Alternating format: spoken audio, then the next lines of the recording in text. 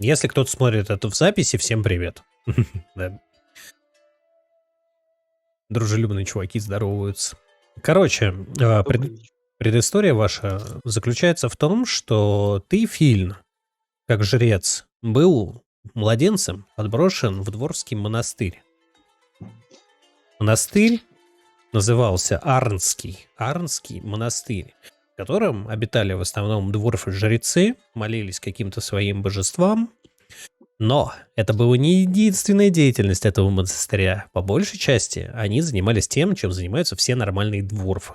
Они варили пиво. И пиво это славилось тем, что оно восстанавливает здоровье, насыщает жизнью. Вот, соответственно, все лорды, которые жили поблизости, постоянно пользовались услугой этого монастыря. И, известно зачем, чтобы закупать бухлишко. И постепенно, пока ты рос в этом монастыре, ты пристрастился к этому алкоголю. Так уж вышло, что алкоголизм стал твоим вторым «я».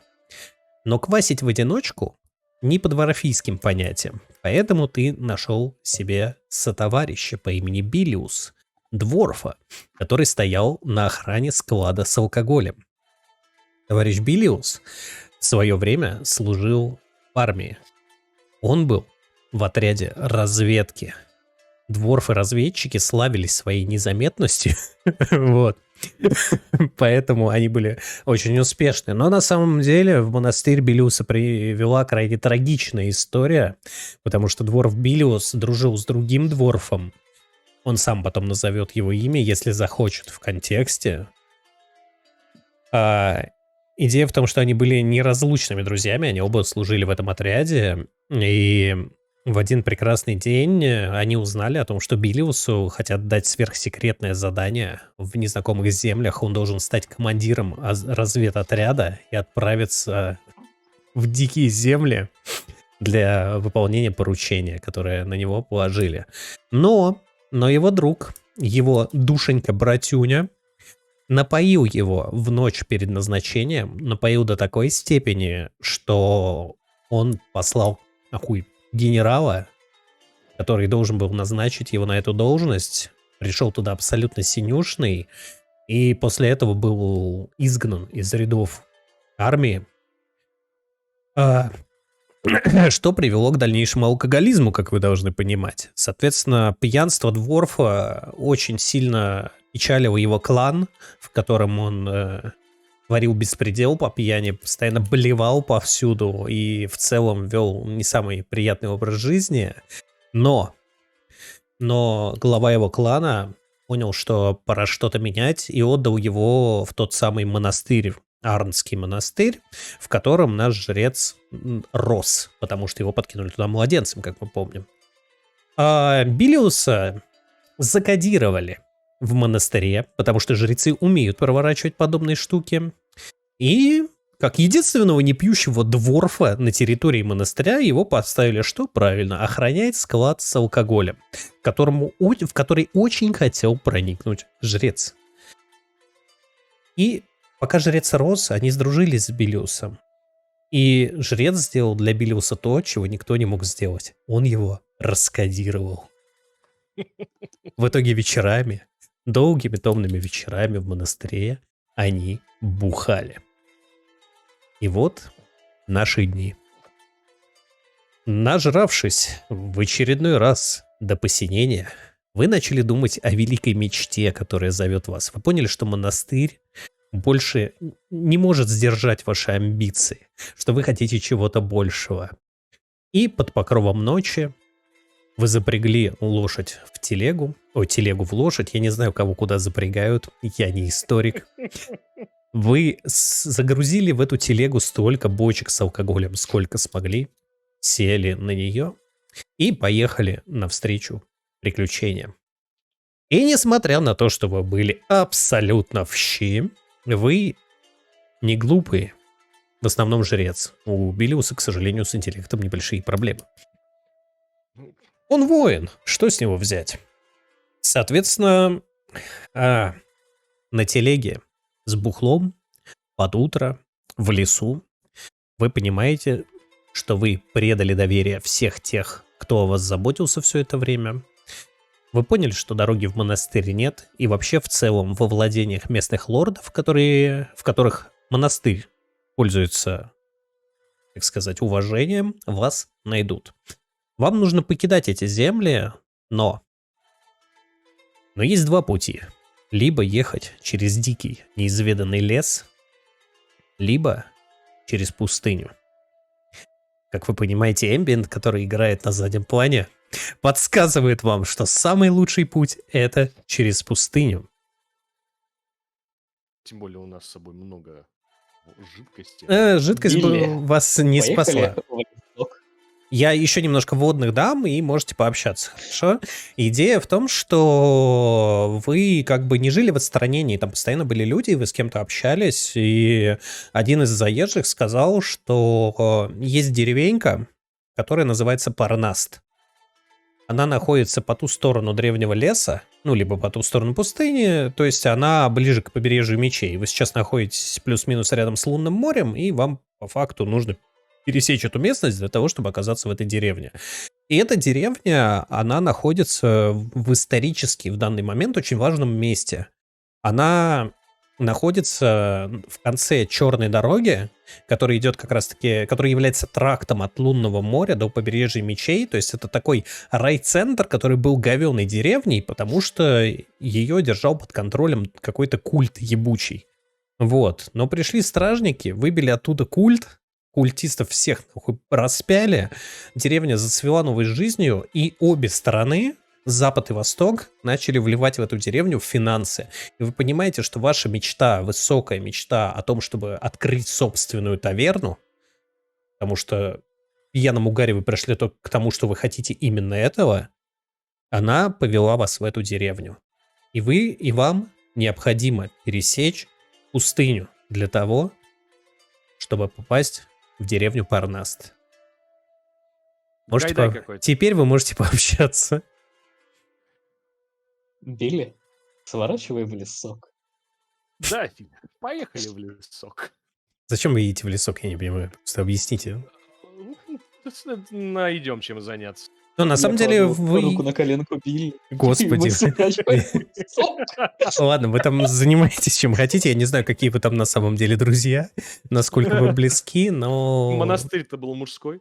Ну, это не После мешает. стольких лет. Лет. Слушайте, После стольких лет. если вы умудрялись устраивать пьянки в монастыре, ничто не отрицает того факта, что вы могли туда и женщин проводить. Это как бы не проблема, мне кажется, потому что все-таки у монастыря были хорошие завязки с местными, и местные, так сказать, женщины легкого поведения вполне могли участвовать в жизни монастыря.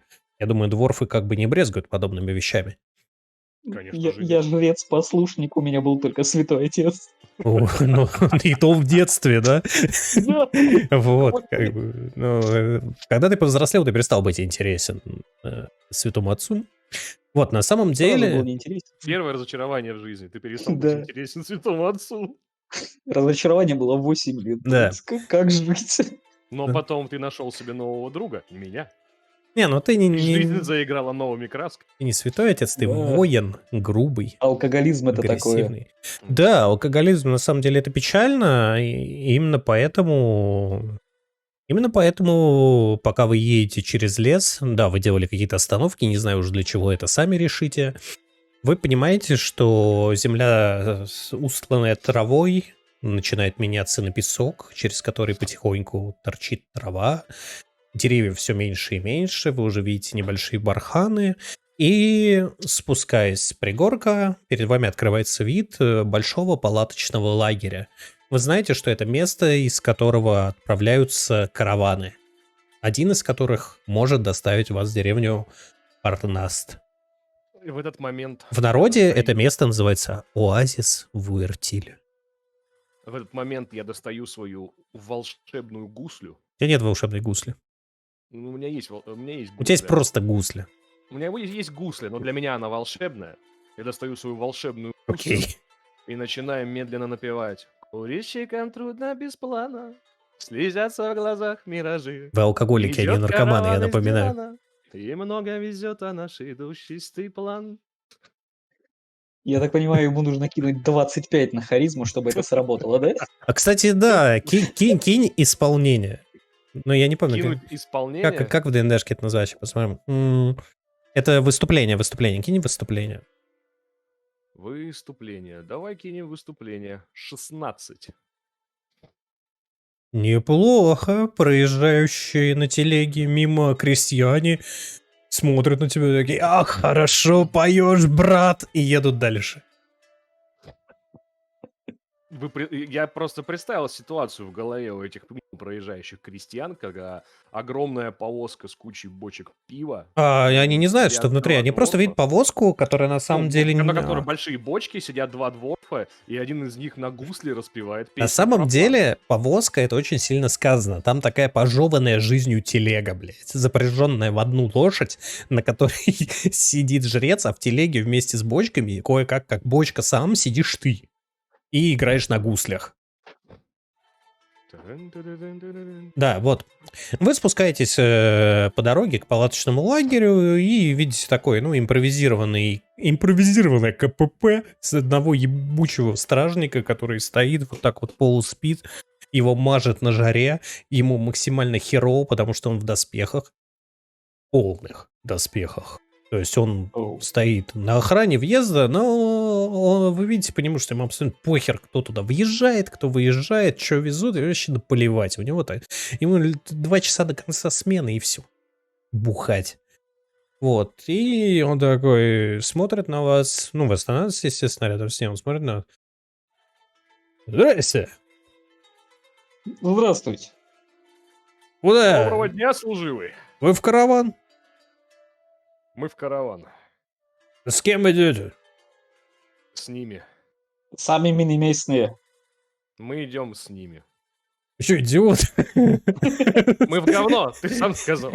Вы не в сам говно. сказал, мы в говно. Я сказал, что вы алкоголики, но конкретно сейчас вы сами решаете, в говно вы или нет. Типа, я бы на вашем месте эти бочки не трогал, но вы сами решаете. В смысле, Нет. пока едешь, подпиваешь. У меня бочка специально краником ко мне повернута. А, Да. ну окей, ну значит А вы рядышком 2 кружечки. можете Как бы, решайте здоровье, сами. так скажем. Ну, давайте, на самом деле, вы не будете решать, давайте решат кубы. Вот, поэтому киньте... Блядь, что кидают на алкоголизм? Стойкость. Наверное, проверку Киньте телосложения. просто проверку телосложения, наверное, да, и решим, в каком вы состоянии. у меня То 15. есть я в говно. Так, жрец в говно. Ну, не прям в говно, но ты такой уже хорошенький, знаешь, еще пара стаканов, и ты прям с телеги рыгать начнешь. Вот, а дворф нормально, дворф как будто Ну, воды из армейская ручья выдержка. испил, ему Да. как бы... Ну, пили всю дорогу. Ну и что, я и так постоянно пью. Вот. Соответственно, я так понимаю, общается со стражником дворф по большей части, потому что жрец что-то мычит. Да. Ну, стражник смотрит на тебя, Белиус, и говорит: короче, если караван ищете, самый большой шатер, зайдите, там в охрану люди нужны. Спасибо. Вперед, ёпт, не задерживаем, там еще, блядь, 6 телег стоит, давай. И О, блядь. стучит Блин, по возьмём. борту телеги алебарды, короче. И мы поскакали. Ну, вы поехали, да? Вы воспользуетесь этим Да, конечно, прекрасным конечно. предложением? Ладно. Мы воспользуемся этим предложением, мы скачем туда, нанимаемся. Ну, там не то чтобы скакать, там чуть-чуть проехать. Типа, ты прыгаешь на коня, бьешь по шпорам, проезжаешь 2 метра, останавливаешь телегу и слезаешь с нее. Он гном, он не сможет слезть, он упал. Ну, он падает с ней, Вот, неважно. я Короче, смогу в общем, проверить. отряхиваете с себя песок, кое-как приводите себя в порядок, и что вы делаете? Идем в Наливаю караван. себе и на еще кружечку. переговоры.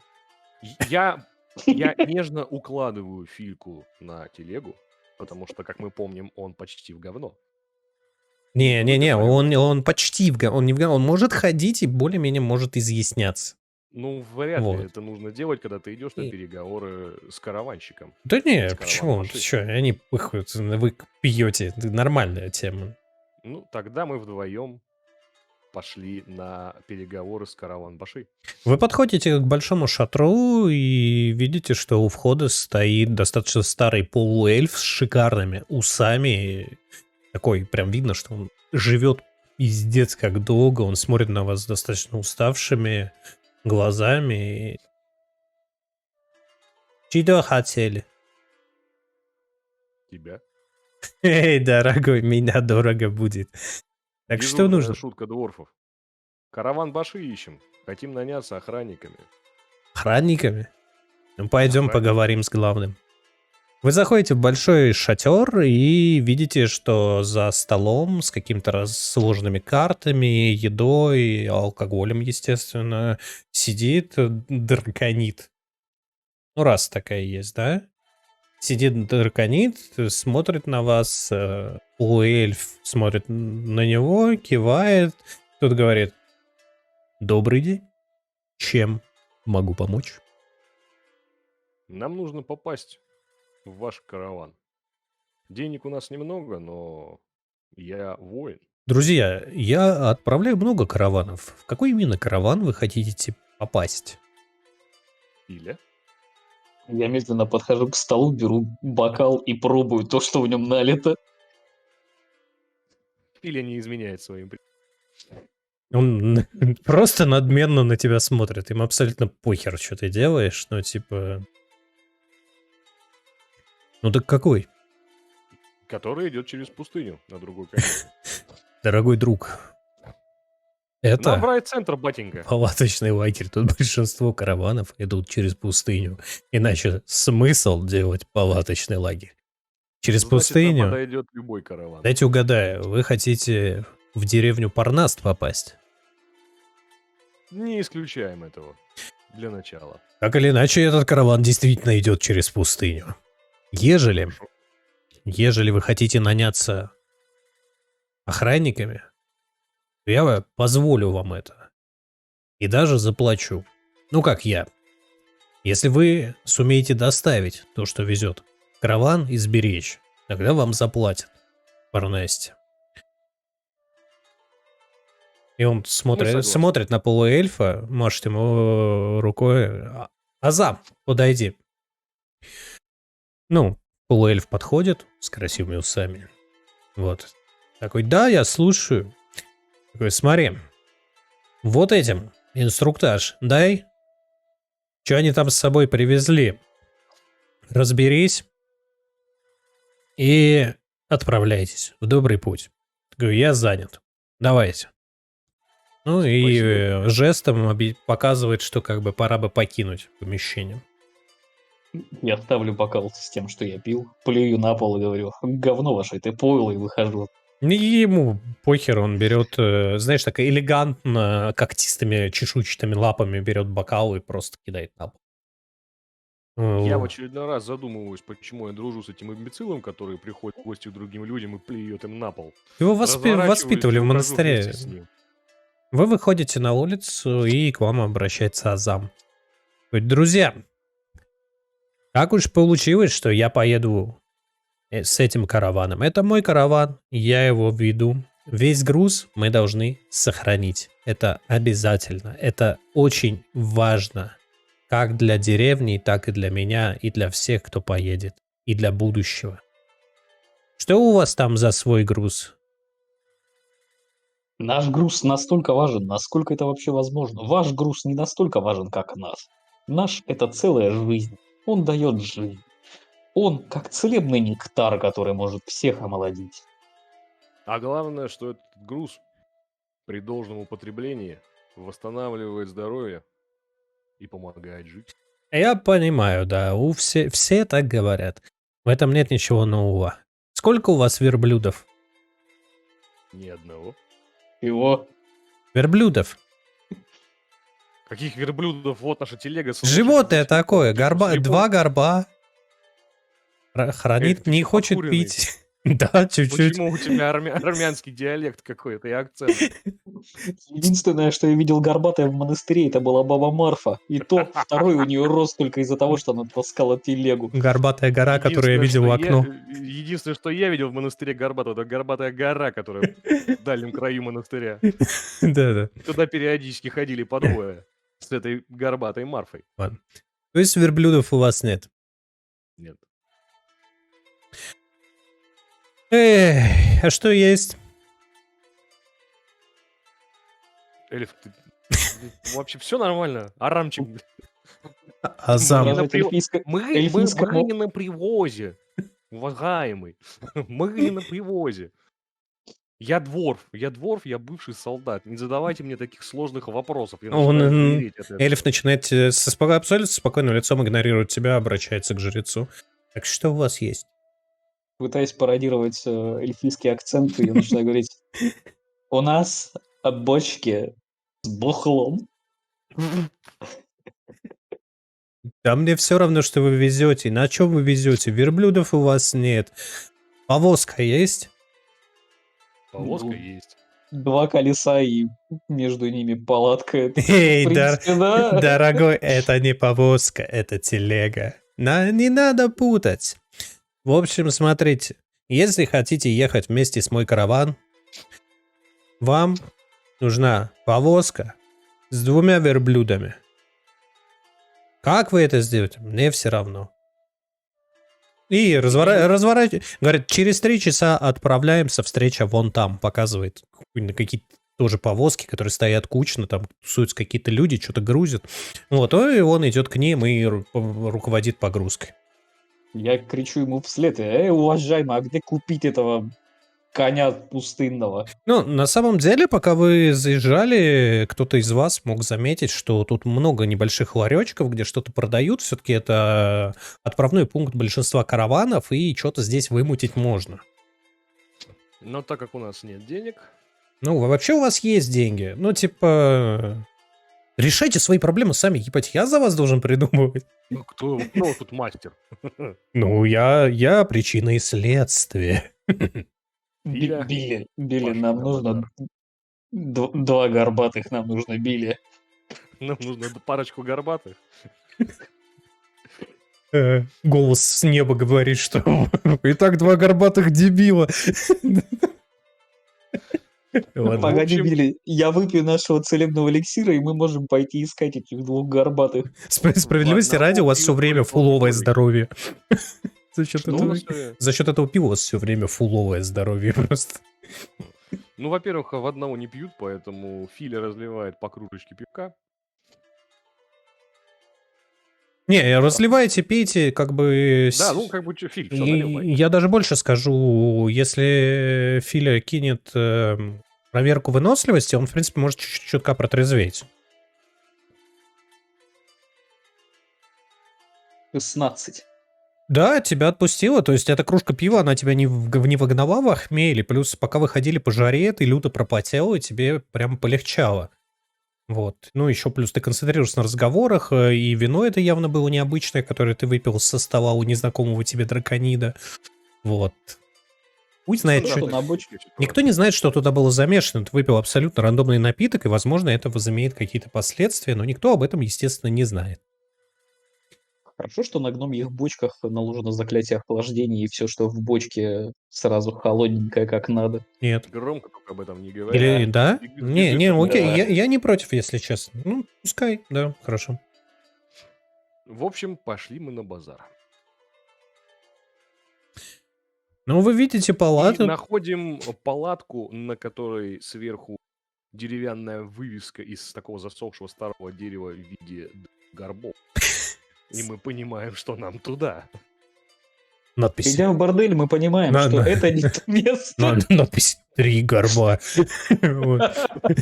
Не, на самом деле вы понимаете, ну просто, что этот шатер, он в принципе открытый, и туда, конечно, задувает песок, но владельцы это явно не особо парят, потому что рядом у него самодельные стенды, там стоят повозки, стоят верблюды, типа, ну, вы понимаете, что это то самое место, где вы можете попробовать договориться Да, о мы покупке пошли, либо да. об обмене.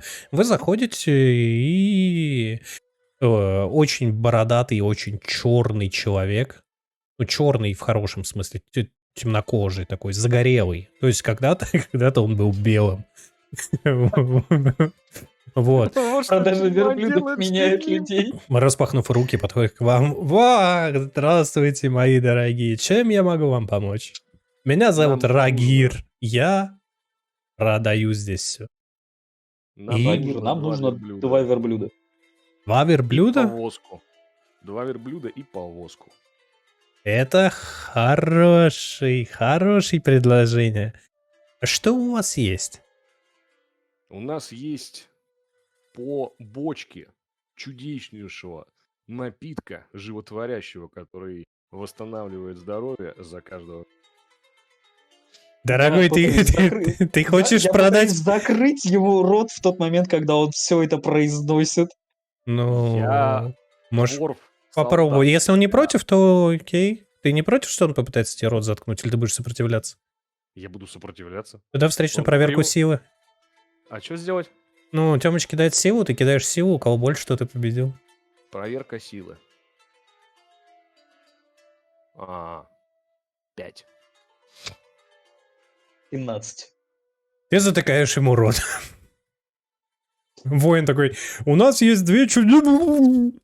И смотрит на Прости, жреца. господи, чем он закрыл мне рот, если я так говорю? Ты будешь как ты... Кулаком, Не, точнее. просто ладонью. Вот, ты будешь что-то пытаться перебить его и сказать свое, вместо того, что он пытался... Так я бы хотел сначала услышать цену за 2 верблюдов и повозку. Ну, тут все очень просто. 2 верблюда по 50 золотых, плюс повозка 25, 125.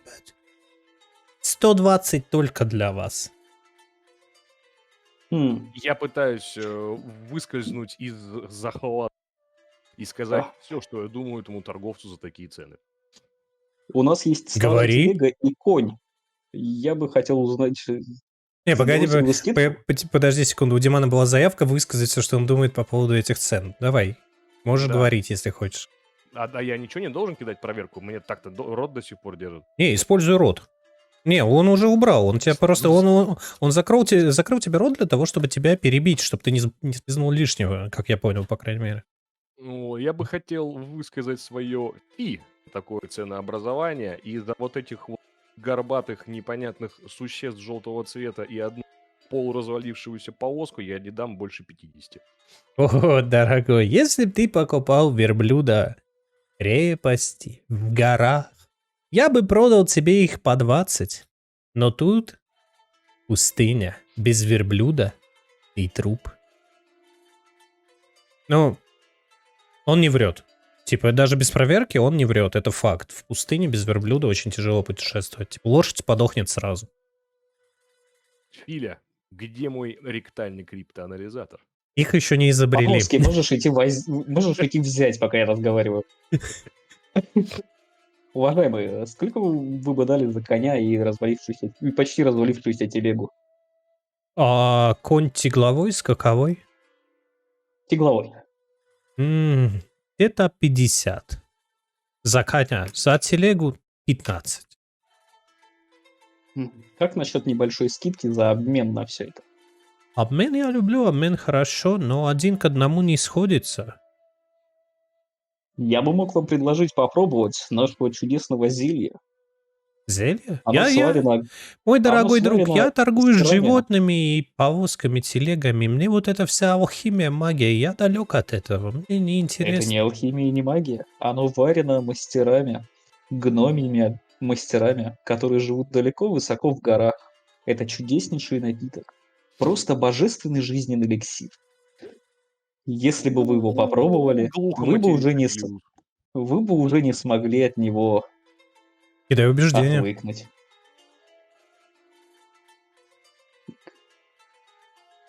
Блин, 7. Он понимает, что ты не несешь просто какую-то лютую херню про какие-то заливные луга, про какие-то... Он не понимает просто... Слушай, ты мне воду в пустыне продать пытаешься, что ли? Что это такое? Вода, да, имеет цену. Все остальное не особо. Вот, давай так. Я возьму твою лошадь, телега, продам тебе в обмен дам 2 верблюдах и повозку хорош. Все это, естественно, в полной комплектации. Но найди сверху еще 30 золотых монет. И мы договорились. И протягиваю тебе руку. Или нам пора посчитать наши депозиты. Отойдем-ка. Что ж, сделка хорошая. До вечера, я думаю, мы решим это. Да, до вечера думайте До там вечера еще, у нас разбирайтесь. осталось 3 часа. Ну, он-то не знает об этом, ему похер Это вообще. я Хоть фиг через знаю. неделю У нас приходите. осталось 3 часа. Пошли. Ну, уже 2 посвящаем. часа 45 минут, ну ладно. Ну, Пошли посовещаемся, сколько у нас есть денег. Ну и что, вы выходим из шатра. выходите из шатра, да, и Ну, открываем кошелек, а там там А там 5 болт, моих золотых монет. там 5 золотых у одного и 5 золотых у второго. класс. Осталось найти еще 20 золотых.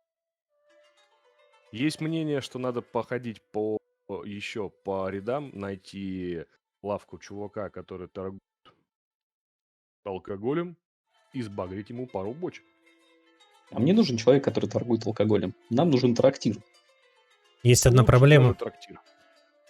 Есть одна проблема. В целом вы можете об этом знать, и вам даже ничего кидать не надо, но трактиры на этой территории запрещены во избежание пьяных драк и всего прочего. Это же палаточный лагерь. Если пьют, то в своих палатках наедине с самими собой или с семьей, но типа массовые сборища с алкоголизмом тут запрещены во избежание поножовщины. И поджогов, и прочего. Ну, типа, исключительно в мерах безопасности. Выехать можно. Тогда надо искать, кто купит у нас пиво. Если Какой-нибудь драконит караван. знает откуда, про наше пиво, то вполне возможно он согласится купить наше пиво. Возможно, не знаю. Играйте. Пошли потрещим. Пошли. То есть вы опять идете в самый большой Да. шатер к дракониту. Ну, он все там же сидит на своем месте, подписывает какие-то бумаги, кушает виноградик. Вы заходите, он смотрит на вас вопросительным взглядом, но похуистичным при этом. Филя, флаг в руки. Ты у нас ум. Господи, Флакванус. Флагбонус. Достопочтенный, мы путешествуем из прекрасного места, как... Блять, а где оно? Аргонский или Аронский? Арнского Арнский монастыря. монастырь, да. Вот, у нас есть с собой бочонок арнского темного пива. К сожалению, нам не хватает 30 золотых, чтобы пойти вместе с караваном, и мы предлагаем вам купить такой дорогостоящий продукт за всего лишь Я маленькую, пытаюсь скромную плату. заткнуть Филе рот. Зачем? Ёбаный продажник, блин, кто ж так продает? Ну, вообще, на самом деле, вы знаете реальную цену на бочку этого пива из монастыря, потому что вы его грузили, перегружали, там постоянно тусовались лорды, которые покупали. Но они покупали оптом, поэтому вы знаете оптовую, конечно же, цену. Но, типа, 12 золотых стоит бочка вашего пива, если покупать ее в монастыре оптом. Ну, типа, за доставку, за наценку, плюс-минус 30, это... Ну, на самом деле... Да, объективно, сейчас решим все кубами. Да? Он смотрит на вас, говорит, хорошо. Несите. Ну, я Я пошел смотрю на разгружать. Билли. Билли пошел разгружать. Ну и Мы чё? при- я, прино- я приношу и возвращаюсь. Ты что-то у тебя микрофон начал пропадать. У меня? Да. Да. Ну, я Всё, ухожу всё из нормально. шатра и возвращаюсь с 2 бочками пива. С 2? С 2. Ведь после совершившейся покупки их надо обмыть. Так, давайте, знаете, как поступим? Просто с целью материализма некоторого. Кто-нибудь из вас, сами решите, киньте 1d8, чтобы понять, сколько у вас бочек всего. Если Давайте я будет, если будет меньше 4, то второй кинет и прибавим результат. Окей? Тёмыч, кинешь? 4. Кидай и ты, Какой? Диман. Какой еще раз нужно? 1d8.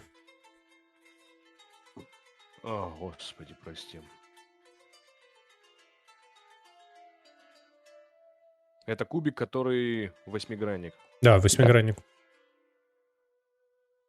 5. У вас 9 бочек. Ты приносишь 2. Ну, было. 9. Одна, считаем, на вас пошла. То есть вы из нее будете все время пить, пока пьете. То есть у вас 8 цельных, 2 ты принес, 6 осталось. Хорошо? Угу. Зафиксируйте себя где-нибудь. Я тоже записал. Вот, ты приносишь 2 бочки, он смотрит. Просто смотрит на вас. Ему интересно, что будет дальше. Вы в кои-то веке завладели его вниманием, потому что он не ожидал такой херни, потому что вы предлагали одну бочку. Ну, почтенный. Одна тебе, а одну мы сейчас разопьем. По нашим дворским обычаям, хорошую покупку надо обмыть. Стой, погоди, у вас была открытая бочка. Ты принес початую, чтобы ее открыть? Нет, то, что это оно лежит и лежит. Я принес новую, да. Ну, окей. Ладно, он смотрит на вас. Его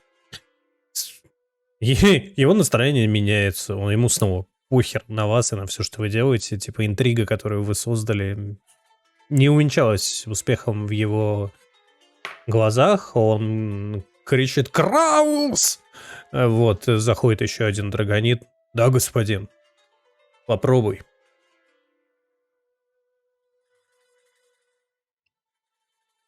Ты либо жуй, либо играй. Ну, кого надо Жуй попробовать, я играючи.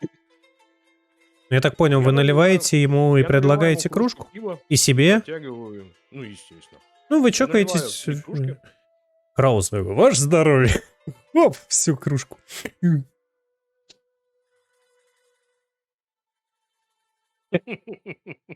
Чайный гриб. Такой, типа, смотрит на господина, такой. Вещь. Секунду.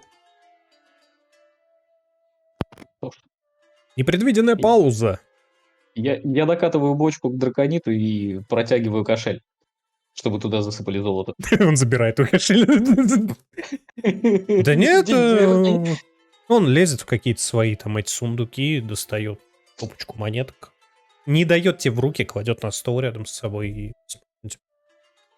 Я сгребаю ладошкой в кошель. Да, и мы не гордые, как бы. Золото есть золото. Да. Вы одну бочку продали, правильно? 30 золотых. Да. Запишите себе. А, хотя я вы все равно их еще потратите. Или у вас какой-то другой план? Да никакого другого плана нет.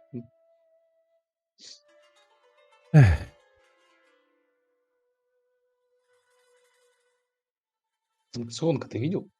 М? Санкционочка ты видел? Какая? А, у него колото? Ну, Да. блин, бывает. Я колу пью тоже.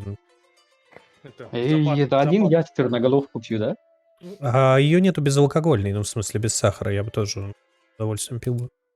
Черноголовская кола норм, кстати, вкусно. В общем, наше пивко понравилось. Да, пиво понравилось. Деньги он, пока ты ходил, отдал Фильну. Вот, соответственно, я так понял, ту бочку, которую вы расчехлили, вы забираете с собой и уходите, правильно? Да? Вот. Но, стало быть, дальше логичным действием с вашей стороны будет то, что вы подхватываете телегу вместе с лошадью, вместе с бочками и везете к продавцу. Да, возвращаемся к почтенному Здравствуй, дорогой. человеку. Он такой, мои любимые покупатели, как же долго я вас ждал. Ну что, Вот договариваемся. тебе конь, вот тебе телега, а вот тебе сверху 30 золотых. Как договаривались? Передаешь ему деньги? Передай. Я отчитываю деньги и кладу их на стол. Такой же стопочкой. Окей, ну он, не считая, просто берет их со стола, кладет к себе я не знаю, в кафтан. Ну, что носят Халат. вот эти вот шейхи, арабы, я Халат, не знаю, как халат. называется. Как? Халат? Ну, кладет в карман какие-то в полы халата, щелкает несколько раз пальцами, набегают какие-то мужики, привозят верблюдов с повозкой, перегружают все ваши бочки в эту повозку, аккуратно их расставляют, даже закрепляют немножечко. Вот, ну так, веревками просто подвязывают, чтобы бочки не выкатились из повозки. Заднюю перегородку пускают, вот забирают вашу телегу вместе с конем. Он такой, вот, все, ваша повозка, пожалуйста, пользуйтесь, дорогие. Куда-то Благодарю собрались тебя. ехать далеко. Благодарим тебя, Да не достопочтенный совсем. продавец. Так, прогуляться. Что ж, удачи вам, друзья. Всего доброго. Ну и, собственно, он дальше Едешь в отворачивается. Парнас, знаешь, сможешь нас найти. Не-не-не, мне Надо здесь видеть. хорошо. Бизнес идет. Господи. Сколько можно лишнего говорить? Да ладно, нормально. Социалочек. Мы же отыгрываем все-таки. Мгм. Блин. Ты в основном жрешь. Я дворф, я всегда жру. Ну, Я жру такое. и пью. Ну, вот у вас есть Денег на тебя не напасешься. У вас есть Махнем повозка, пивом. груженная оставшимися 6 початыми бочками и 2 распакованными бочками.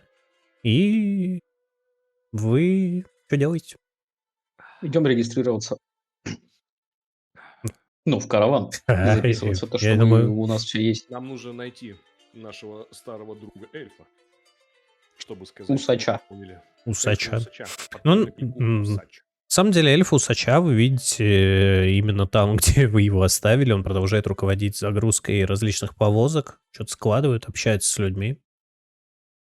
Привет, Армен. Мы все купим. Мы готовы. Его зовут Азам. Азам Армен один. Вообще нет, он может обидеться и не взять вас с собой. Ладно, Азам. Простите нас великодушно. Этот дворф не знает, что несет. Такой, эй, Слегка ну это спокойно, хорошо. потому что давно не пил. Главное, что вы теперь готовы к поездке. Нормальное путешествие нормального каравана, без каких-либо проблем. Но есть одно но. Вы поедете в этом и смотрит на вас. Один из вас стоит в кольчужной броне, а Это второй естественно. в кожаном доспехе. Не, доспех я сниму, конечно же. Зачем он мне нужен? Такой, ежели Нуждается в он этом. смотрит еще раз, такой, ну, после того, как сказал, что доспех ты снимешь, он такой, ежели не хотите ужареть и умереть, или обгореть, купите себе что-нибудь. Накидки, шарфы, арафатки, вот это вот всё. Поможет. Воды возьмите. Это долгий путь. Хотелось бы Азам, а ты уточнить. скажи нам сразу все, что нужно купить. Мы люди не опыт путешествий. Расскажи. Берете кафтаны, арафатки, воду и вяленое мясо. Соленое вяленое мясо. Соль. Закусь надо брать. Нет, это не закусь. Это соль очень важна для вашего организма, когда когда он переживает жару. Помогает вам не истощиться от влаги. Ну, тогда мы пошли за солью. Давайте быстрее, скоро уже отправляться. Ждать вас я не буду. Так и одна нога здесь, другая там. Что мы? Внезапно в дворфе проснулся. Ты пропадаешь опять, и тебя стало хуже слышно. Ты там нажмякал. Нет, ничего не нажмякал. Ничего не нажмякал. Ну ладно. Пошли в магазин. Ну, в принципе, Лавку. лавок тут много. Мы можем не отыгрывать покупку всего. На самом деле, пройдясь по многим лавочкам, вы можете скупить различные снаряжения. Стоит оно не сильно дорого. На самом Но деле, есть одна беда. какая? У вас есть деньги? У нас осталось 10 золотых в сумме. Ну, чтобы ты Ну, понимал, это- вы максимум на двоих купить все потратите золотой. Ну, значит, тогда нормально. Ну, типа, можете вычесть у себя по полу золотого. Там есть такой механизм на листах персонажей. Я хочу сказать вот что. У нас же есть 2 початые бочки с пивом. 2 открытые бочки с пивом и 6 Две закрытых. Да. две открытые бочки с пивом. Как насчет того, чтобы перелить из одной в другую, сделав ее полной, а вторую допить сейчас и набрать в нее воды? Вам негде набрать воды, вы можете только купить воду. Ну, можем купить воду. Просто Но вода, чтобы ты на- понимал, она не в бочках, она в таких типа импровизированных канистрах продается. Не из жестяных, руках. естественно. Ну да, типа того. Просто я к тому-то, что в нас-то бочки охлаждают, и у нас всегда будет прохладная вода. Развлекайтесь. Я не против. Как говорится, сбоку заходи. Ну, Ну да. вы успешно переливаете из одной бочки в другую остатки пива. В итоге у вас получается почти полная бочка. И вторая Вторую бочка бочку. грязная внутри от пива, с осадком, с остатками всякого, остается у вас на руках. Я предлагаю ее помыть, Где? влить в нее Но воду. нам сначала пустыне. нужно- нам Ты нужно купить хочешь воды, помыть бочку? чтобы ополоснуть ее, и потом еще купить воды, чтобы ее заполнить. Тогда вы Мне потратите кажется, на все про все 2 золотых. Мне кажется, в Ну, таком ничего. месте, где мы сейчас находимся, если мы будем так вот использовать воду, которая здесь ценна, нас за это побьют. Да не, на самом деле, некоторые ноги моют и ничего. Плюс Да бочку тут все ноги выкидывать моют. нельзя. Не вся же вода питьевая, есть техническая, просто вам нужно очень много технической воды для того, чтобы промыть бочку, потому что, ну, бочка от Надо пива, промыть. камон. Бочка как недавно узнали, она зачарована, и все, что в ней всегда прохладно. Да, поэтому эти затраты того стоят.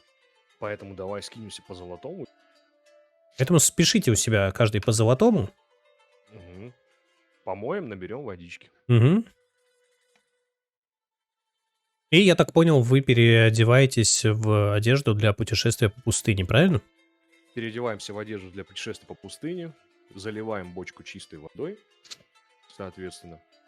Вот. Ну и распихиваем песцо по карманам. Ну, не по карманам, там на самом деле мешки, все дела, да. все очень даже это, гуманно. Вот, купили себе там пару медицинских наборов со всякими там снова идем зельишками, травами, чтобы Казаму. было.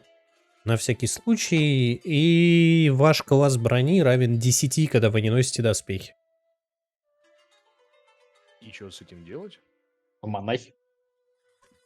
Ну, типа стандартный человеческий, ну, не, общепринятый класс брони, когда на тебя одета обычная одежда, это 10. То есть просто не меняйте в листах, просто запомните, что пока вы одеты в эту пустынную одежду, у вас будет возможность переодеться, если вдруг на вас нападут, там, ну, типа это. Ну да, быстренько кочурочку-то накинуть. Да, ну, объективно можно. Кольчугу можно и кожаный прям сорвать себя халат, нацепить, но, типа, это нормально, это допустимо. Ну, офф-топом как-то мы играли, чувак играл за Ракока, это птица, раса, вот, он скидывал с себя броню, чтобы летать, возвращался, одевал броню и шел в бой. Так что нормальная тема. Прикольно. Вот, ладно. Надо играть. Мы готовы к путешествию. Да, теперь вы действительно готовы, когда вы подходите к Азаму, он смотрит на говорит: «Эй, мои хорошие, вот это другое дело, настоящие охранники каравана». Что ж, выдвигаемся. И вы выдвигаетесь. С Богом. Да. Я добавил ambient просто. Вы проехали уже один день. Вы останавливаетесь на остановке днем, чтобы передохнуть и набраться сил. И поздней ночью, чтобы поужинать и лечь спать. Ваше путешествие длится уже 2 дня. В данный момент ваша повозка поравнялась с повозкой Азама, и у вас есть возможность что-то у него спросить, если у вас есть такое желание, или просто поболтать. Есть, конечно. А вы уже приехали? Сука. Слыша этот вопрос уже в 300-й раз, Азам смотрит на тебя спокойным взглядом, поправляет усы. Нет, дорогой, еще нет. А сейчас? Еще нет. Ну а теперь? Как видишь, везде пустыня. Видишь, там вдалеке сколько всего 2 нам макушки горы. Видишь? И невнимательность. Внимательность выкидывается. Внимательность там через жопу называется, она типа восприятие или что-то типа того. Восприятие, да. Ух уж эти разные переводы. Нашел? Восприятие. 14. Ой, ты действительно видишь 2 макушки горы. Такой.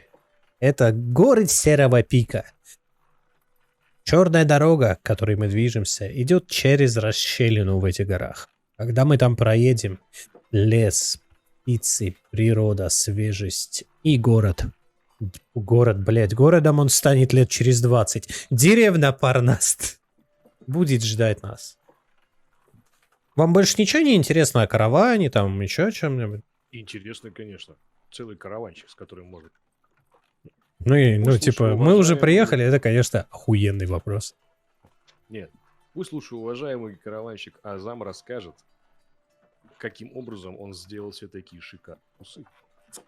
Он смотрит на Дворфа с пониманием. Такой себе: эй, дорогой, это древнее эльфийское усачье искусство. Какое, блядь, искусство? Усачье. Не путать с усучьим. Главное, чтобы ты не сучился, бормочу я себе под нос. Он говорит тебе в ответ что-то невнятное на эльфийском. Ну, примерно то же самое. Примерно то же самое. А скажи, уважаемый Азам. Или как там тебя? Азам, да, дорогой. Как долго ты работаешь караванщиком? Такой, мой дед был караванщиком. Мой отец был караванщиком. Я не был караванщиком, но потом подумал, решил, что буду караванщиком. Но на самом деле это шутка. Мой дед был душным стариком, сидел дома и писал книги. Вот. На самом деле я достаточно давно был подмастерьем караванщика. Мы ездили по пустыне к Черной дороге обратно. Но в один прекрасный момент, к сожалению, деревня, которая стояла на границе в конце Черной дороги и переходила в тракт, который ведет к побережью мечей, она была кем-то заполонена. Там вешали людей, жгли кострища, воняло. И я с тех пор ушел заниматься столярным делом. И вот сейчас вроде всех выгнали. Дорога стала более-менее получше, хотя ходят разные слухи в последнее время. Вот, и я снова решил. По факту это мой второй выезд вот после долгого перерыва. О как. А выглядишь профессиональным караванщиком. Так я профессионал, мамой клянусь. Он дергает себя с рук. Да. Сдерживает эмоции просто. После слов о том, что почти безопасно, я плавно притянул секиру поближе. Под руку. Окей. Ну, типа, ты ее не отпускал все это время. Мне кажется, ты же дворф, ёпта. Секира. Понятно. Секира была на плече, а так и... Ну что, вы на козлах сидите, типа, телеги? Почему? У нас же целых 2 верблюда. А? А верблюды, ебать, сами едут на автопилоте? Типа, блядь, круиз-контроль. В жопу ему палец засунул. Держи 60. Он просто притворяется третьим горбом. Не, на самом деле фишка в том, что... Ну, вообще вы должны были спросить об этом у Азама, но глобально это очевидно. Вот, просто оглядевшись, вы понимаете, что в составе каравана есть еще, помимо вашей повозки, еще 4 такие же повозки, каждая из которых запряжена 2 верблюдами. Азам гонит одну повозку, вы сидите на своей, кто-то из вас ей правит, естественно. Ну, темп небольшой, поэтому сложности это не представляет. Я думаю, что, скорее всего, это делает дворф. Потому что он как бы к животным все-таки поближе, чем жрец. Вот, и на остальных сидят люди и тоже правят своими повозками. А скажи, Азам. Да, дорогой? А мы уже приехали? Что-то невнятное на эльфийском. Скажи, Азам, а как долго учатся на караванщика в ваших эльфийских землях? Ой, дорогой, всего 30 лет, и ты матерый караванщик. Мне даже и 30 нет. Что ж, люди смертны. Салага ты еще. Пилька. Ну, глобально, да, по меркам дворфа ты тоже салага. Помню как-то раз... Но ты, кстати, уважаешь Филю за то, что он тебя раскодировал, так что... А я как бы, да, мой другар. Уважение. Я решил рассказать историю. Раз сходили в разведку. Я как бы свое отбоялся. Да. И там у нас вместо верблюдов были лошади. А вы все знаете, что двор с лошадьми особо. Да и вообще с любым вьючными животными. Не дружат, ты хотел сказать, да? Просто про Не микрофон. дружат, Да нет, дворфы на самом деле вполне... Я тебе больше скажу, у тебя, ну, типа, в топом у тебя есть талант дружбы с животными. Не. Да. Я имею в виду не взаимодействие. Я имею в виду уход. Ну, ездить на них. ездить на них? Да не, нормально. Ну, типа, просто объективно. неудобно. Проблема только у полуросликов, им, сука, пони нужно. Вот. У всех остальных проблем нет. это да. Дворф нормально на лошади. Долго ли, коротко ли? А что долго ли, коротко ли? Вы все? Больше ничего не хотите задать? Ну, ладно. Ну а что? Ну, поболтали. Впереди пустыня. Наболтаемся. Хорошо. Расскажи нам, любезный, как ты думаешь, Да? много ли таверн в том захудалом городишке, в который мы катимся? И про Парнаст, дорогой. О, я останавливаюсь на постоялом дворе. Не сказал бы, что это прямо таверна, скорее гостиница, да? Говорят, есть на тракте рядом с деревней таверна, но я туда не захаживал. Там в основном лесорубы кушают, и, в принципе, все, больше нету. Известных Ну, а вот мне. такое место, где прям посидеть за кружечкой пить, пообщаться, может быть, с кого-то найти, какие-то услуги. Ну, такой, вы знаете, без понятия. Хотелось бы, но негде. Ну, на самом деле, объективно он вам не врет, потому что вы как раз-таки направляетесь туда, потому что у вас есть эта инфа. То есть вы знаете, что там, Мы уже сильно переглядываемся. там жопа с тавернами, и типа он просто дает вам лишний раз подтверждение. Ну, до этого был задан вопрос. Мгм. В моей голове просто сыпется звон шейкелей. Да, Тын-тын. ну, о таверне еще должны узнать как-то. Ладно, вы доедете живыми, а там разберем. Ну, там реклама, вот это вот все. Маркетинг, Продакт да. плейсмент, Есть, да, да. да, да, Да. да, да, да, да. Да. Будем флайеры раздавать караванщикам. Вот, пока вы едете, Что Азамат, там- Азамат, Ну, блядь. Галип? Азам. Да я когда читал, ну, типа, имя Азам, я думаю, Азамат, что ли, блядь. Уж переименовать. Я такой, ну ладно. Вот, Азам смотрит на вас такой, ну, если вам больше ничего не интересно, я вперед направление задавать. Ну, подождите, у меня есть еще вопрос. Да, дорогой, я слушаю. Мы приехали. Материться на эльфийском и выскакивает вдаль. Вот. Ох, эти эльфы. Ничего у них, блядь, святого нет. Спустя еще несколько дней пути вы останавливаетесь на уже ночной привал, кушаете у костра, рядом сидит Азамат, другие погонщики, вы общаетесь, шутите шутки про «мы уже приехали». Вот. Азамат поворачивается к вам и говорит: так, друзья, мы едем уже несколько дней, и пришло время одному из вас заступить в вечерний ночной дозор. Сами решайте, кто из вас хочет, кто будет сладко, вкусно спать, кто будет стоять всю ночь смотреть на барханы. Я буду смотреть на бархан. Я все-таки воин. Я воин. Я воин. Я подхожу к гному, кладу ему руку на плечо и говорю: Знаешь, как в монастыре. Благословляю тебя, сын мой. нет. Я подхожу к гному и Встаю на делаю на него заговор указа и говорю: смотри достойно и не проморгай врагов.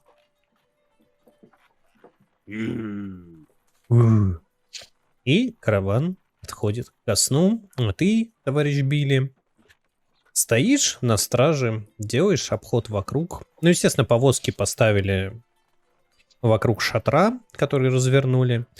Несколько погонщиков решило, что они будут спать в повозках. Те остальные гурьбой просто улеглись в шатре, потому что там тупо теплее. Ну, вы сами знаете, что ночью в пустыне достаточно прохладно.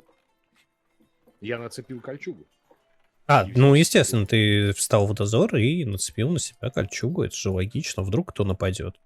Вы, правда, Я не укутался в знаете, тёплое одеяло. вы, правда, не знаете, нападает в этой пустыне вообще хоть кто-нибудь или нет. Ну, нам Азам сказал, что Азам? почти безопасно. Почти безопасно. Соответственно, Я на стороже. Я не понимаю, с чего твоему персонажу, если честно, быть настороже, потому что почти безопасно во всем ебаном мире. Ну, типа, объективно. У меня дома сейчас почти безопасно. Хотелось бы сказать одну маленькую политическую шутку. На Украине тоже до февраля месяца было почти безопасно. Почти безопасно. Да и сейчас нас на почти Ютубе забанят, безопасно. Ну, я вырежу просто этот кусок, нахуй, при монтаже. Или не вырежу. Забуду. Ну, ладно. Ну, Не суть. я считаю, что раз я воин, значит, я должен блюсти службу положено. Неважно, там, мирное время, безопасное, все остальное. Да? Дозор, значит, дозор. Полной программе. Всем выйти из сумрака. Естественно, прихватив с собой кружечку. Ты решил нажраться, стоя на ночном посту? Нет, чисто попить. Чисто попить? Да, у нас же не просто пиво, а пиво оздоровит организм. Оу. Типа как энергетик. Ах, так себе энергетик на самом деле. Торнадо Энерджи. Ладно. Ну, на самом деле, уже глубокая ночь. Все отошли ко сну. И что ты делаешь? Как ты стоишь в дозоре? Расскажи мне. Ну как? Как ты точно? Ты наворачиваешь круги Шатер? вокруг повозок. Шатер, вокруг него разложен. Ну, вокруг него стоит 5 повозок. Ну, грубо говоря, таким вот кругом. Ну, Может быть, полукругом. Вы сами решаете, как вы поставили повозки, потому что Азамат с вами консультировался. Типа, да, братва, как поставить? Ну, я как человек опытный сказал ему, что нужно ставить повозки Полукругом. с одной стороны. Ага. Вот. И, соответственно, так как мы в пустыне, и на 360 градусов... в пустыне, Диман, постарайся говорить громче, у тебя микрофон плохо ловит, либо порог подними. Я говорю, что у нас пустыня. Соответственно, нам негде, условно говоря, спрятаться или что-то Ага. еще. То есть, враги могут прибыть с любой. Поэтому я И враги. спокойно, не торопясь, шагаю, хожу в наш Пропадаешь. лагерь.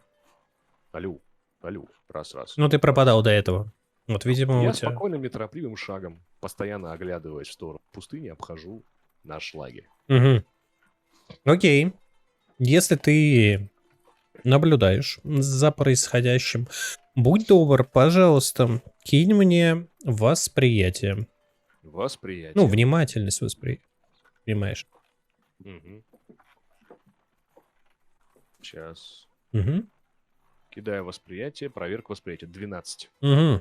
И за счет заговора у него еще один D4. Какого заговора? Но он же заговор на меня сделал, чтобы я внимательно Я смотрел. указ на него сделал, это 1 к броскам. 1К4. Ну, кидай еще один К4. Четырехгранничек. Да. Я пропустил этот момент. 3. Итого 12 плюс 3. 15. Сука.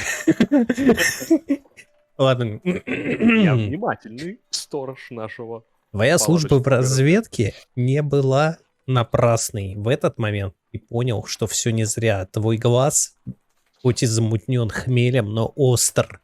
Поэтому ты видишь неясную тень, которая промелькнула за одну из повозок. Твои действия. Неясную тень я увидел. Неясную тень, да. Поспешил туда, Ебать, где я темно, её песок. Освещает все только костер. И увидел. Но пара я поспешил факелов. туда, где я это увидел. Ты просто щеманул туда. Я прям щеманул конкретно, да. Если ты прям конкретно щеманул, то забегая за повозку, ты видишь маленькое непонятное херню, репье с кинжалом, который отсвечивает на... Ну, костер отсвечивает от кинжала Блин, через блин. щели в этой повозке, и ты видишь, как он пытается ударить спящую в повозке женщину. Ну, типа он сзади туда залез и пытается ударить. Я выхватываю секиру, Ага. кричу «Тревога!». Ну, прям громко кричишь. Прям ору вообще во всю Прям голосину, как могу. орешь? Блин, я не Прям знаю, на самом деле, какая-то проверка, но давай выступление. Вступление? Выступление, Ну, ты же давай. орешь, и ты же... Тут, скорее всего, 2 проверки надо кидать. Одна на запугивание для монстра. а другая на выступление. Запугивание не сработает, это я сразу говорю, а вот выступление, да. Так, Тут Выступление, на да. самом деле проверка по одной характеристике, но она преследует 2 цели. ребят, вот не пизжу, 15. 15 это хорошо, на самом деле. Ты слышишь, как лагерь взбудоражен. Типа люди начинают подниматься. Фильм ты тоже слышишь. Скажи мне, как много ты выпил перед тем, как лечь спать? Да всего ничего, как бы, подумаешь, полбочки. Ну, походу, тут кидать надо. Как поссать пройти, как бы. Ну, на самом деле, учитывая, сколько вы пьете, наверное, тебе все-таки не нужно кидать, но ты очень с трудом поднимаешься. Ты очень с трудом поднимаешься, и мы к тебе еще вернемся, но в этот момент Билиус. Ты понимаешь, что твой крик еще немного ошарашил нападающего, он замахивался для удара, но резко обернулся на твой крик, потому что крик произвел какое-то странное впечатление. Он поворачивается на тебя и кидает инициативу. Так, инициатива. Где она есть-то? Вверху, справа, рядом. Ну, короче, напротив ловкости. У меня акробатика, ловкость рук, скрытность. А, инициатива. Кидаю. 18. 18. Что ж, ты ходишь первый.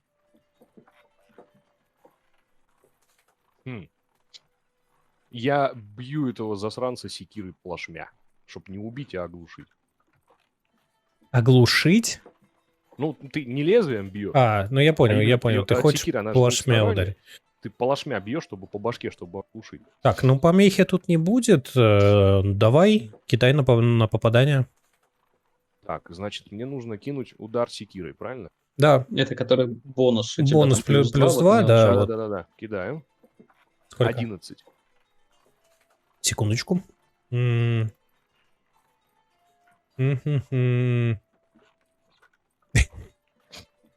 Ты промахиваешься. Зашибись. Да, но ты хочешь ударить плашмя и понимаешь, что обычно секирой ты бьешь не так. И ты просто Ну, Как промахнул. лопатой. как лопатой Промахнулся, втыкаешь ее в промахнулся. песок, поднимаешь песок и такой... Чё? Ну, дальше, естественно, эта штука пытается прыгнуть на тебя с телеги и ударить. Ну, пусть бьет же. И она прыгает. А я защищаюсь. Чувствую себя вообще непобедимым существом. Ну, мы же поняли, что это гоблин, да? Чувствую себя непобедимым существом. Она понимает, что если она сейчас прыгнет, схватив кинжал, она может воткнуть тебе его в голову и уничтожить. Гоблин, преисполнивший всей ярости, орет, «А-а-а!», прыгает с кинжалом и падает просто рядом в кинжал в песок и лежит на земле. Твой ход. Я, заламываю ему руки и связываю его же тряпьем. Ну, для того, чтобы заломать ему руки, тебе нужно кинуть проверку силы. Не вопрос. Силу? Да. Ну, учитывая, что он немножко обескуражен падением, он лежит, да, ты можешь, в принципе, попробовать. Проверка силы. 15. 15. Ну, это встречная проверка силы. Ой, кто-то за тебя кинул. Команд. У тебя получается его заломать. Зашибись. Ты пытаешься его связать? Прям все, вот я его связываю, его же тряпьем. Чтобы он даже не как бантик. Тогда кидай проверку ловкости. Потому что заломать-то ты его заломал, ты его удерживаешь. Ну, тут все твое тело задействовано в том, чтобы его удержать.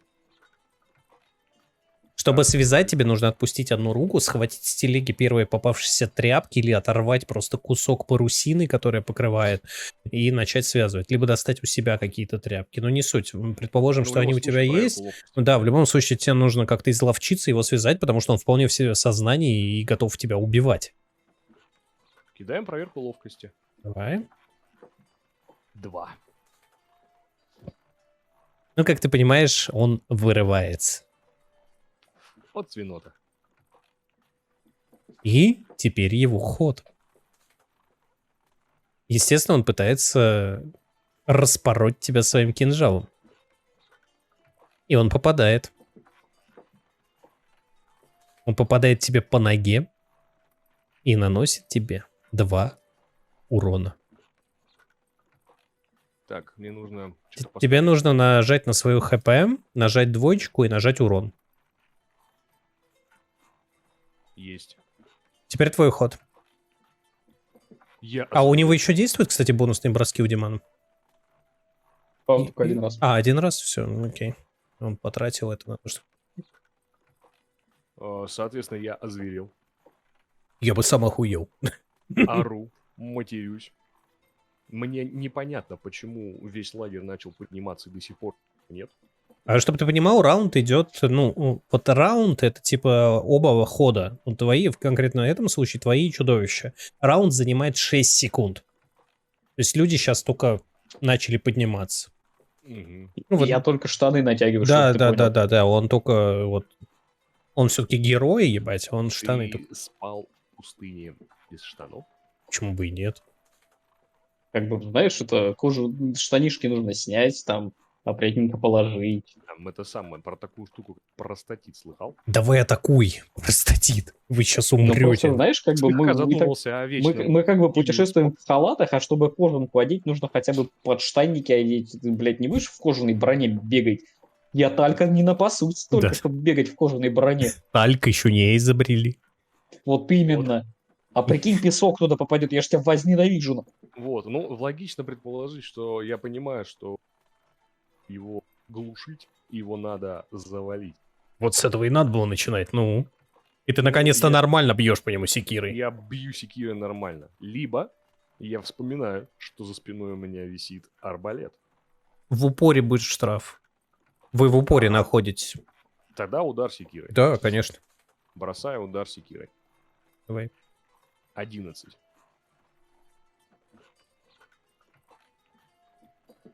Он так близко. Ты очень много выпил и очень долго не спал. Поэтому гоблин легчайше уклоняется от твоего удара с секирой и резко, просто как пуля, пытается тебя пырануть своим кинжалом, но ты хоть и выпивший и сонный, но ты все равно умудряешься отпрыгнуть чуть-чуть назад и готов к новому удару. Давай, удар.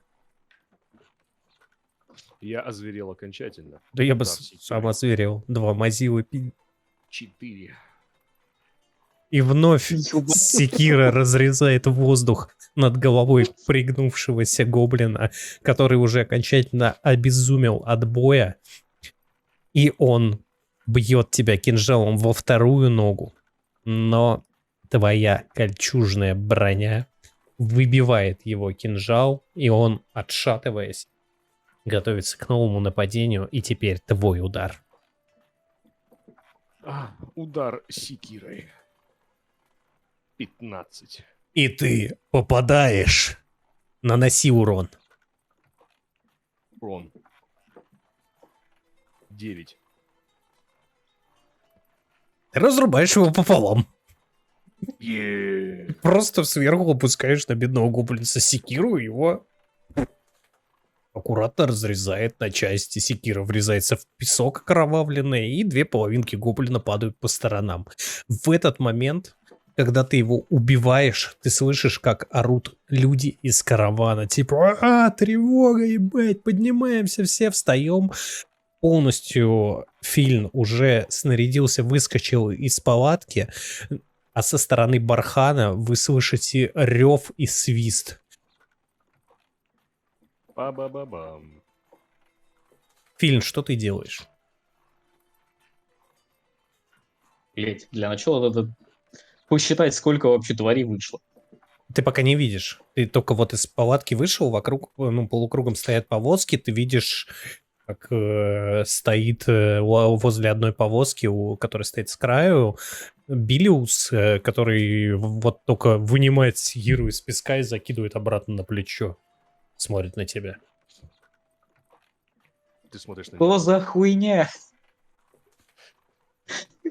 Если бы Ты я чё знал. разорался? Король Артур, на нас напали! Тогда, Филя, ёб твою мать. Какая-то непонятная мелкая хуйня чуть меня не прирезал. Блять. Я 3 раза промахнулся. Даже Акела промахнулся Ну- 1 раз, а я 3. Ну, на самом деле, краем глаза вы видите, как Азам ведет всех погонщиков, типа, спасай верблюдов, да? И они уходят куда-то к дальней телеге. Куда уходит? Ну, к дальней телеге, которая за шатром. Ну, вы же полукругом расположили. А, Вот они уходят назад за шатер, да, к дальней повозке. Повозки, не телеги, сорян. Вот. Филя. Попытаюсь оценить обстановку и посмотреть, есть ли кто в округе из гоблинцев еще. Кидай восприятие, а я забыл сделать важную штуку. М.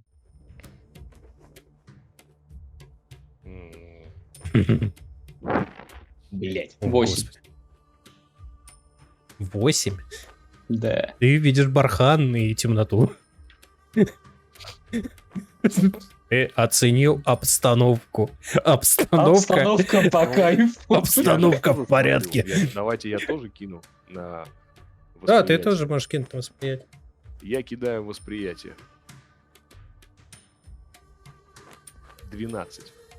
Ну, в принципе, этого достаточно. На самом деле, ты видишь, как несколько таких же темных силуэтов начинают выходить, бежать просто из-за бархана с криками «У-у-у-у-у-у!». И они бегут именно в шатер. Они игнорируют тебя, потому что ты не особо высокий и стоишь такой в полутьме, тебя тенью закрывает, и они бегут в основном в сторону жреца. Типа, бой как таковой еще не начался, вы еще можете что-то сделать, если у вас есть желание. Филя, беги. Нахуй бежать? Заговор свет. Я нихуя не вижу. Заговор свет, это объясняй, Да. я просто не в курсе, что такое. Заговор создает маленькую, как люмус создает небольшую область, которая освечивает 10 футов. Ну, буквально там, чтобы... Это какой-то предмет зарядить, по-моему, можно. Нет, это именно вот просто как свет факела Вспышка. появляется. Как вспышка. Ну, не и вспышка, а ну именно типа, свет факела. давай метафорически это будет шарик, который ты приподнял, и он как лампа светит. Ну, давай. Вот, отлично. Тебе для этого, я так понимаю, ничего не нужно кидать, ты просто это кастуешь, потому что сейчас не бой, это не расходы никаких действий, да? Это заговор, он вообще ничего не расходует. Ну ты поднимаешь просто яркую, ты вскидываешь руку, поднимается яркое солнышко маленькое, которое освещает все на некоторое, Солнышко ну, моё, всю вашу вот вставай. эту вот площадку, ты видишь, что такой накачанный гоблин в кольчуге с 2 скимитарами бежит прямо к тебе, а за ним еще 3 мелких гоблинса такие бегут. И, кстати, Белиус, ты тоже это видишь. Ну, у них ножки маленькие, они долго бегут, поэтому, в принципе... Еще один ход, одно действие можете сделать, и будем бросать Каждый. инициативу. Да, каждый из вас может еще что-то одно сделать, переместиться там или еще что-то. И я делаю выстрел из арбалета. Ты начнешь бой, темно, окей, да. Хорошо, ты готовишь Я- арбалет. Давай, твое действие будет то, что Я ты понял, выхватываешь я арбалет, готовлю арбалет, и... потому что его надо достать. и когда зарядить, да, и когда попробовать там. настанет время, ты выстрелишь. Все, окей. Фильм? Я делаю заговор. Въеби большому. В смысле, что за заговор? Ну, это как его указ. Ну, то есть это типа заклинание, да? Это, ну, заговор первого уровня, указ как заклинание для, Хорошо, да. для доброго. Давайте тогда вы начали готовить это и бросьте инициативу. Все-таки давайте начнем бой, и в процессе боя это все решим. 19. Твою мать. 19?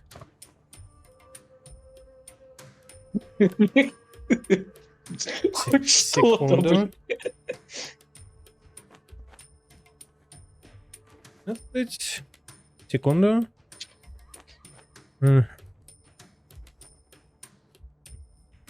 Хотя логично, у меня 5, я же ранен.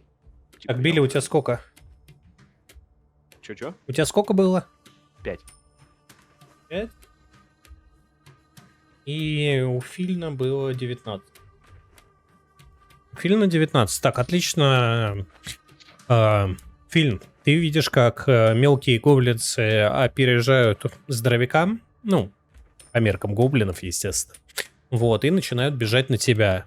Ну, типа, запрокинув скимитары свои. Вот. Ну, 2. Один остается позади вместе с главным, ну, типа, он его телохранитель. Вот, и твой ход. Ты кастуешь вот эту штуку, которую хотел. По-моему, заговора можно было до этого кастануть, но Ну, типа как одно действие. Ну, Типа, давай это будет бой.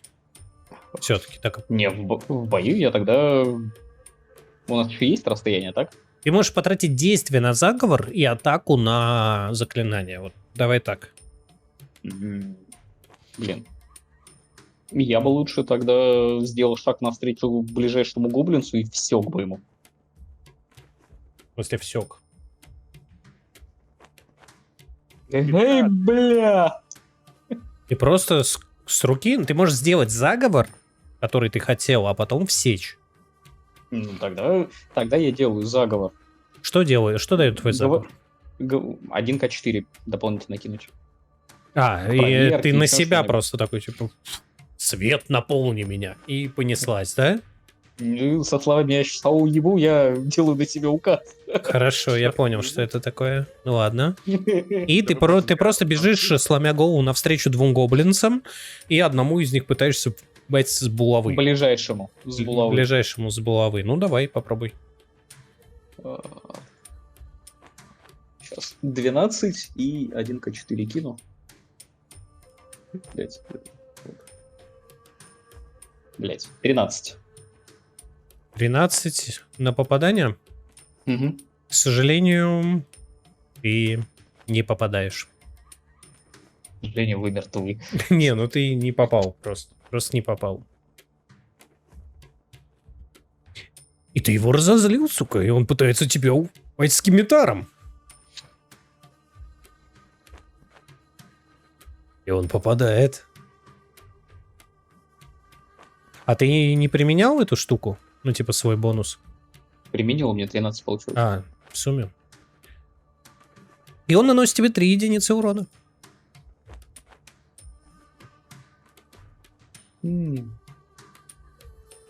Кто там еще ходит? М? Кто следующий? Следующий ходит гоблинец, который стоит рядом с главным гоблинцев. Он достает лук и пытается выстрелить в Белюса. Ну нет, А я в этот момент приготовил Окей. арбалет. через его лист кину. Он промахивается. Стрела вонзается в телегу над тобой. А гоблинец, который в этот момент стоит рядом с тобой, фильм, пытается ударить тебя скимитаром. И промахивается. Лол. Пока один попал, второй, он толкнул второго, и второй в этот момент просто на замахе промазал. Такой, типа, ты что делаешь, друг? Нет, ты что делаешь, друг? Вот. Такой, я тебе не друг, брат.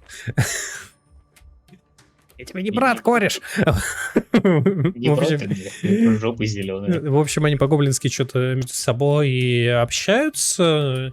И вы видите, как главарь гоблинов, поняв, что основная угроза исходит от дворфа, начинает идти к нему. И учитывая, что ему достаточно приличное время идти, да, он такой... Жожа референс вышагивает. Вот, у него... В голове заиграл рояль. У него опыт действия занимает дойти до тебя, но он подходит. Он такой, типа, ну чё? И твой ход.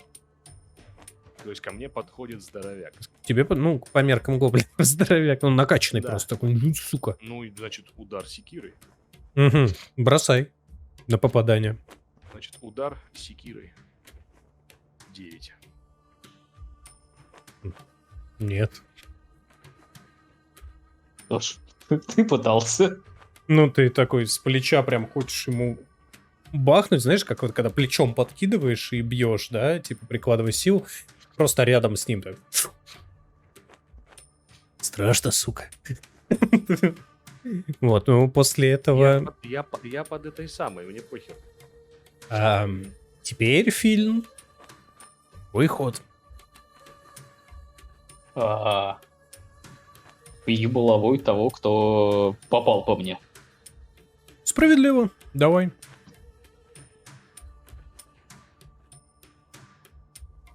14. Попал. Наноси урон. 3.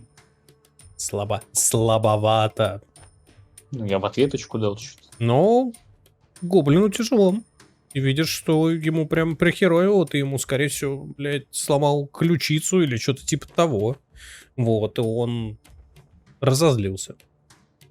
Ну как, сука! И пытается тебя пырнуть скимитаром, но из-за того, что ты ему бахнул по ключице, он, типа, не в состоянии особо поднять свой скимитар, перекидывает его в левую руку, а левой рукой, сам знаешь, неудобно рубить, и он такой... И тупо не дотягивается, не может рассчитать нормально удар, но ты видишь, что он постепенно привыкает бить левой рукой. А в этот момент тот гоблинец, который стрелял из лука, пытается повторить свой фокус. Он такой, да блин, я не попал. Давай еще раз. И опять стреляет в Билиуса. И вы многое, наверное, слышали о гоблинском мастерстве лука, потому что он опять не попал. Ну, типа, стрела опять вонзается в повозку. Гоблин, стоящий рядом с Фильном, такой, ты чё, тебе иди в ближний? И рубит Фильна. Ебать. И это критический успех. На этом история заканчивается. Сколько у тебя там хп осталось?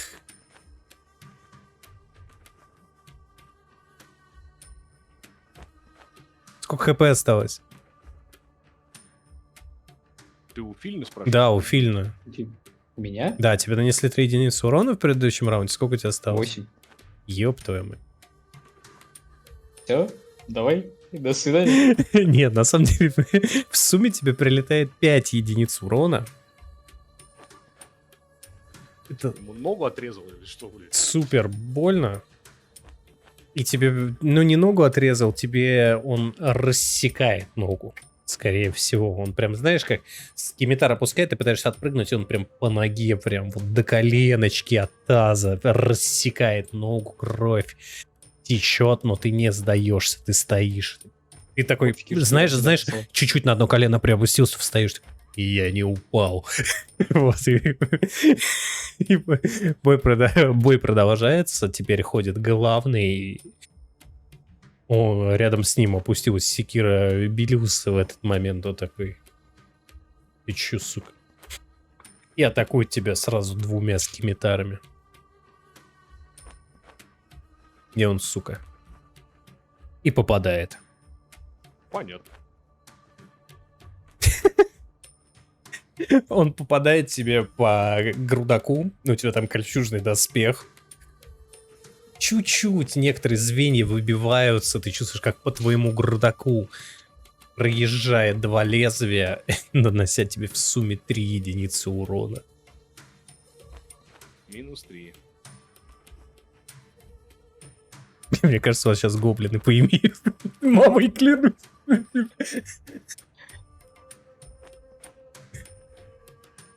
И тут на них падает дом.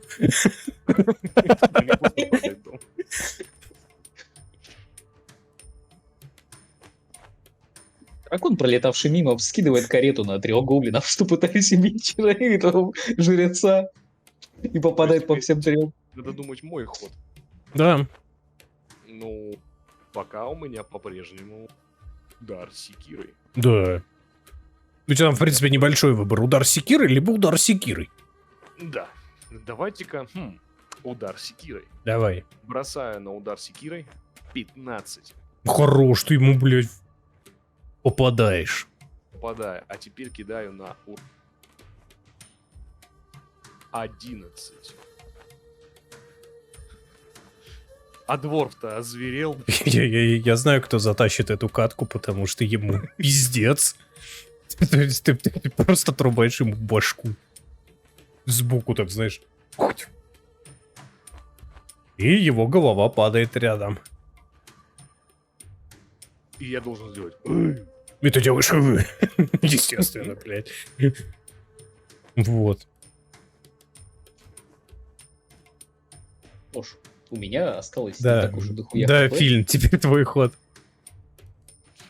Я использую лечение ран На себя? на себя, так как я сам к себе прикладываюсь, кидать-то ничего не надо. Я могу кинуть только на хиличек. Кидай. И восстанавливаю 9 единиц здоровья. Да ты охуел. Сколько у тебя там хп? У меня фулл хп. Просто возврат. Хорошо. Не, хорошо, вы не сдохнете, получается. У вас осталось всего 3 гоблина против вас. Тем более главного мы завалили. Там 2,5 осталось, как бы. Ну да. Это тратит атаку, да? Да. Ну тогда Когда, видя какую-то ебаную несусветицу, ты сияешь, сука, трогаешь себя, везде гоблин такой, ебать, что ты делаешь, мужик? Просто бьет тебя нахуй с кибитаром в тупую даже, не стесняясь, ничего, такой, типа, что за херня, и попадает. И наносит тебе 4 единицы урона. Тебе-то похуй, ты можешь хилиться. Да, вы, батенька, танк, блядь. Да, он тупо впитывает. Ладно, пока ты наносишь себе урон, гоблин, который стрелял из лука, понял, что лучик из него говно, и он подбегает к Билиусу и пытается его ударить.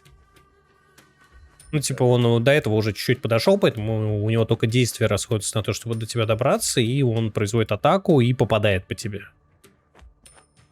И наносит тебе 3 единицы урона, кстати. О. Ну, вот раздробленная кольчуга, он прям туда. Сука. У меня из 13 хп остается 5. Я уже существенно ранен. Это, в принципе, нормально. Гоблин, стоящий еще один рядом с Фильном, решает, что а хули нам, гоблинам, и бьет тебя скимитаром. И мажет. Потому что гоблины не только хуевые лучники, но еще и хуевые мечники. И Фильм, твой ход.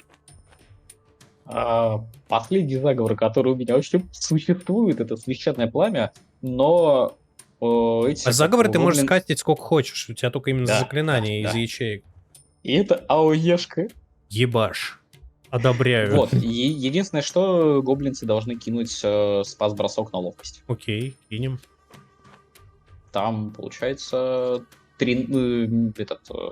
больше 13 они спасаются. Один спасся, один нет. 4. 4 урона? Да. Какой, по твоему мнению, не спас? Наверное, тот недобиток. Да, ну, он как бы прихрамывает. Да. Поэтому, как бы, Ну, дышать тяжело. поэтому он не сумел никак вообще увернуться. Сверху опускается такой маленький луч света ему прямо на лоб. И его испепеляет к хуям собачьим. Он просто как облачко света. А второй просто отпрыгнул. И бьет тебе... А, нет, не бьет нихуя. Я солгал. Теперь у нас ход гоблина, который стоит рядом с Билиусом. Он все-таки ко мне прискакал. Да, он же в прошлый раз тебе еще и урон нанес. Он пытается тебя ударить, и он не попадает. Но у его просто, знаешь, на мужика рукоятью такой бэм, ловишь скимитар и даешь ему ответочку. Давай. То есть удар секирой. Да? 13. 13. Да? Это попадание. И Хотя- урон 6. Ему пиздец. Не удивлен. Лучше секиры может быть только хорошая секира. А оставшийся гоблин рядом с Фильном понимает, что дело швах, и пытается съебать. Я достаю свой арбалет. Кстати, он заряжен же, арбалет. Да.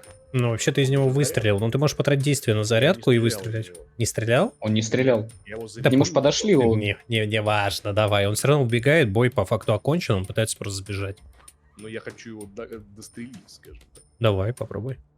Так, выстрел из арбалета. 13. Наноси урон. 1.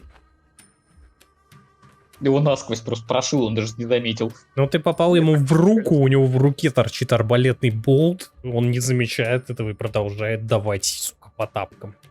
Но это даже не торчит в руке, это уже серьезно. Так, чисто, знаешь, скользнуло. Просто дротик, болт, знаешь, как скользнул. А, ну, ухо, знаешь, пинг. Все, и он дальше бежит. Так, что-то там проматерился по-английски. Что ж, в попытках догнать гоблина Не, ну у меня из 13,5 хп я там... то есть, Ну, бой закончился, по там- факту вы можете действовать как хотите, поэтому если вы хотите за ним погнаться, ему тяжело убегать, он бежит по песку, потому что одно дело ехать с караваном по протоптанной дороге, другое, сука, по барханам пытаться убежать. У него ножки-то маленькие, он вязнет, ему тяжело. Лови его, блядь. Я пытаюсь его догнать. Проверка Окей. на ловкость. Да, наверное, это все-таки ловкость. Пробуй. 19. Ты догоняешь гоблина, прыгаешь на него локтем, знаешь, так сверху бьешь ему по башке, вжимаешь его в Спина! песок, да-да-да, ту-ту-ту-ту, и падаешь на него. Ну, все, ты его, типа, догнал. Что ты будешь с ним Окей. делать? Ебашить. Он, блядь, мне по ноге уебал. Ты просто пиздишь его молотом, блядь, по голове, загоняя его в песок. Ну, кинь урон тогда, попадания не надо, ты явно попадаешь. Ну, Один. один. Ты отбиваешь ему второе ухо. Ты тебя гложет ненависть. Бля. И бьешь ему по уху просто. Ну, и что, ты будешь продолжать хуячить? Ты будешь Конечно. по песку, по уху. Да. Дальше, ну кидай еще урон. 4. Ну, ты попадаешь ему уже по ключице, наверное, даже по шее. Он такой... Опусти! И ему начинает быть очень тяжело. Ты видишь, что ему прям хуёво, он уже даже не сопротивляется. А я в этот момент бегу, прихрамывая. Окей. Ваши действия. Могу, блядь, нанести последний удар. Это как бы за моего отца. А, замоеваться. За себя и за пар. Ну, давай. Но ты размозжил ему голову, несмотря на то, что песок, голова размозжена, вы оглядываетесь, видите, как в свете костра стоят погонщики, стоит Азам, смотрят на вас просто максимально охуевшими глазами, потому что такую жестокость, блядь, по отношению даже к гребаным гоблинам они не видели очень давно. И Азам успокаивает людей, то, что, типа, это наши охранники, это не какие-то имбецилы, блядь, наркоманы, которые всех уничтожают, и они нас спасли. Ему удается их уговорить, и они отправляются в шатер. Азам с ними, он не хочет с вами разговаривать, потому что, ну, это пиздец. Почему? Как на меня они видят в полутьме. Ну, Мой просто взгляд. то, что видел Азам, когда подошел, это гоблин, на которого ты сел, и просто его молотком, пока, знаешь, кровь летела во все стороны, уши, зубы, кишки, клочки зеленой плоти, и ты продолжал бить по этому месиву. Туда же, прихрамывая, бежал двор в секиры, убью, сука! Вот. Он такой, типа, в пизду, я лучше не буду вмешиваться, и просто ушел в палатку, успокоив людей, что, типа, это нормально, работает спецназ. Типа. Не, ну что, считайте, одного гоблина сожгли, даже вопрос до состояния пара. Его испепелило. Его не Да, сожгли, его одного испепелило. Третьего разрубили попал. Ты опять пропадаешь. Четвертого отпиздили булавы, что из него летели все кулачки. И единственное, что он увидит, это филин, сидя на гоп, пиздит его булавой по голове, а сзади, прихрамывая на обе ноги, бегу я с окровавленной секирой и криками: «Держи эту суку, я сейчас приду». Я отрублю ему пятки. Что-то типа того. И при всем Гоблины. при- Ненавижу и при всем гоблинов. Ненавижу, блядь, гоблинов. При этом люди уже понимают, что... Или не понимают, но известным фактом нет, что фильм жрец. Ну, как бы Да, человек, что самое который забавное, он, дарит сука, добро. жрец, блядь. Говно, умри, мразь. Умри. Я жрец, сука. Я свет. Я молюсь. По-моему, охуел даже я. По-моему, мы играем в Warhammer. Как вы можете помнить, гномы очень ненавидят гоблинов. Я хуй знает. Честно. Ну, Серьезно? Ну, блин, вспомни этот «Властелин колец», когда они ходили... Да, кстати. Ну, так-то да. Вот. Они Но это ненавидят. другая Поэтому вселенная всё-таки. хороший гоблин — это мертвый гоблин. Да. Но справедливости ради, с гоблинами можно договориться, если захотеть. Они, в принципе, разумная раса-то. То есть с ними и поболтать можно, и Не, ну давайте будем Они просто нормальными. Они нападают на людей, как правило, когда преследуют какие-то свои цели корыстные, ну, типа, когда у них конфликт интересов происходит. То есть на вас эти Ну, гоблины явно не просто так напали. Ну, мы отыграли так, как и должны были. Представь, ты Да. идешь в охране Не, каравана, я без претензий, мне все видишь, понравилось. что пытаются кого-то прирезать, поэтому что ты делаешь правильно? Мне Орешь понравилось, тревогой, и начинаешь а Азаму крутить. немножко не понравилось просто. Он ушел, он не будет Мне обсуждать кажется, это. вряд ли следующую часть пути он с нами будет спорить, потому что у меня окровавленная секира, а у Фильма большая булава, Не, на ну, которой с задней стороны булавы застряло ушко гоблина. скорее Там всего, не и просто пару ушко гоблина зубов, да. застало, там на всей булаве просто мозги гоблина навешаны. Да. Ну вот, на самом деле у Азама своя цель, у вас своя, ему абсолютно похуй, что вы делаете, ему главное погонщиков успокоить, потому что ему нужно довести все эти повозки.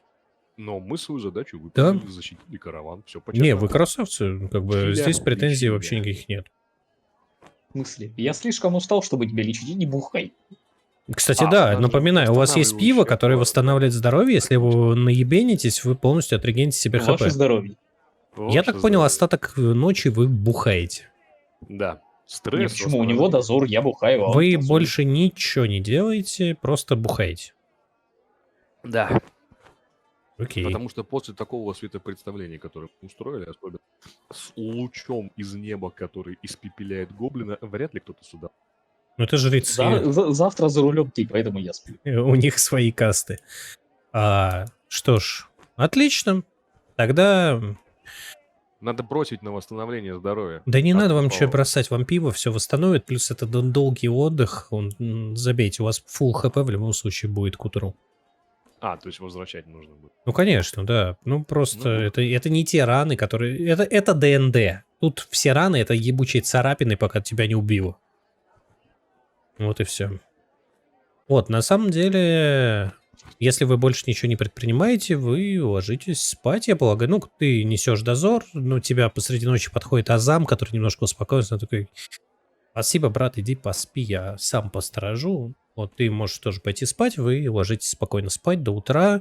Утром вы обнаруживаете, что погонщики все тела, естественно, прикопали и обшмонали. без нас. Но вы же не стали. Они решили, это что да. вам нихуя не нужно, и они забрали все себе. Вот. Я вас дважды спрашивал, хотите ли вы что-то еще сделать, вы сказали: не, мы бухать. Ну, вот вы Я бухали. слишком устал и хотел бухать. Ну, хорошо. По-хорошему их надо сжечь. В общем, вы понимаете, не, это законы пустыни. Их прикопали по законам пустыни. Вот, вы даже не видите где, просто вам сказали об этом. Вот, и Азам говорит: давайте, поехали. Ну, и караван потихоньку начинает, собрав весь лагерь, начинает двигаться дальше. Все пришло к тому, что вам нужно двигаться дальше. Караван снаряжается в полном составе, и вы едете дальше через пустыню. Весь день вы переглядываетесь странными взглядами с погонщиками, которые косятся на вас с недоверием, но все же вы их спасли, поэтому вас ничего не тревожит. Неважно, как вы достигли этой цели, важно, что вы достигли этой цели. Никто из них не погиб. И если бы они знали страшную правду о нападении, о том, что, по крайней мере, одна из погонщиц могла погибнуть, вас бы чтили как героев, но, увы, никто никому ничего не рассказал. Вот, но Азам их утешил. Азам держится рядом с вами, как единственный, кто более-менее настроен с вами общаться. И, Ну, ты делай после этого доброе дело, называется. ну, вам за это заплатят. Вы, правда, не узнали сколько, но Ну, это что ж ваши поделать. проблемы. Вы даже не знаете, что вы везете, напоминаю. Вот. И вы видите, вы замечаете движущиеся к вам черные точки издалека. Множество. Навстречу. Силуэты. Ну, время уже к вечеру, поэтому видите силуэты. Азам приглядывается и говорит вам: кажется, это другой караван. Остановимся с ними или нет? Не вижу, кто. Ну, Я вообще, так это понимаю, мы перекидаем традиция. восприятие. Нет, зачем? Вы видите? Ну, Это вообще, другой караван. традиция останавливаться. Узнать, что впереди на пути. Ну, хорошо. Вы подъезжаете чуть ближе, а Азам уже может разглядеть этих людей. Вы видите 5 людей, которые едут, естественно, на верблюдах. Они везут одну повозку. Вот. И, в принципе, осмотрев их без бросков на внимательность, вы понимаете, что там есть как такой тучный, видно, что торговец, а все остальные, скорее всего, выступают охраной этого небольшого, но очень, наверное, важного каравана. Заприметив вас, они машут рукой, дружелюбный знак, так сказать, Азам машет им в ответ, и вы постепенно сближаетесь. Тучный человек встает на повозке и говорит: «Привет, друзья! Мы едем с миром. Если хотите составить нам компанию на ночлег, будем рады. Мы не ищем вражды». Здоров, ёпт. Вежливо ответил Билиус. Азам смотрит на тебя, понимает, что переговорщики из вас говно, и говорит: «Здравствуй, дорогой. Рад, что наши пути пересеклись. Давай же вместе скоротаем этот прекрасный вечер за беседой и разделим огонь». Ну, Мы уже приехали? да, ебать, мы уже приехали. Говорит тебе Азам без акцента. Вот. Я мысленно ставлю галочку в голове, что доебать эльфа у меня получилось, и отец Гривий будет мной доволен. Такой, знаешь, достает берестяную грамоту, где написано там «Цели в жизни». Это самое, посмотри. Доебать эльфа. Доебать эльфа. Чек. Просто ножом такой. Вот. Ну, вы располагаетесь, собственно, на ночь ночевать на стоянку, так сказать, вы останавливаетесь. Билиус уже позевывает. Все погонщики, охрана второго каравана разошлись по палаткам, вот, и у огня остались вы вдвоем, Азам и,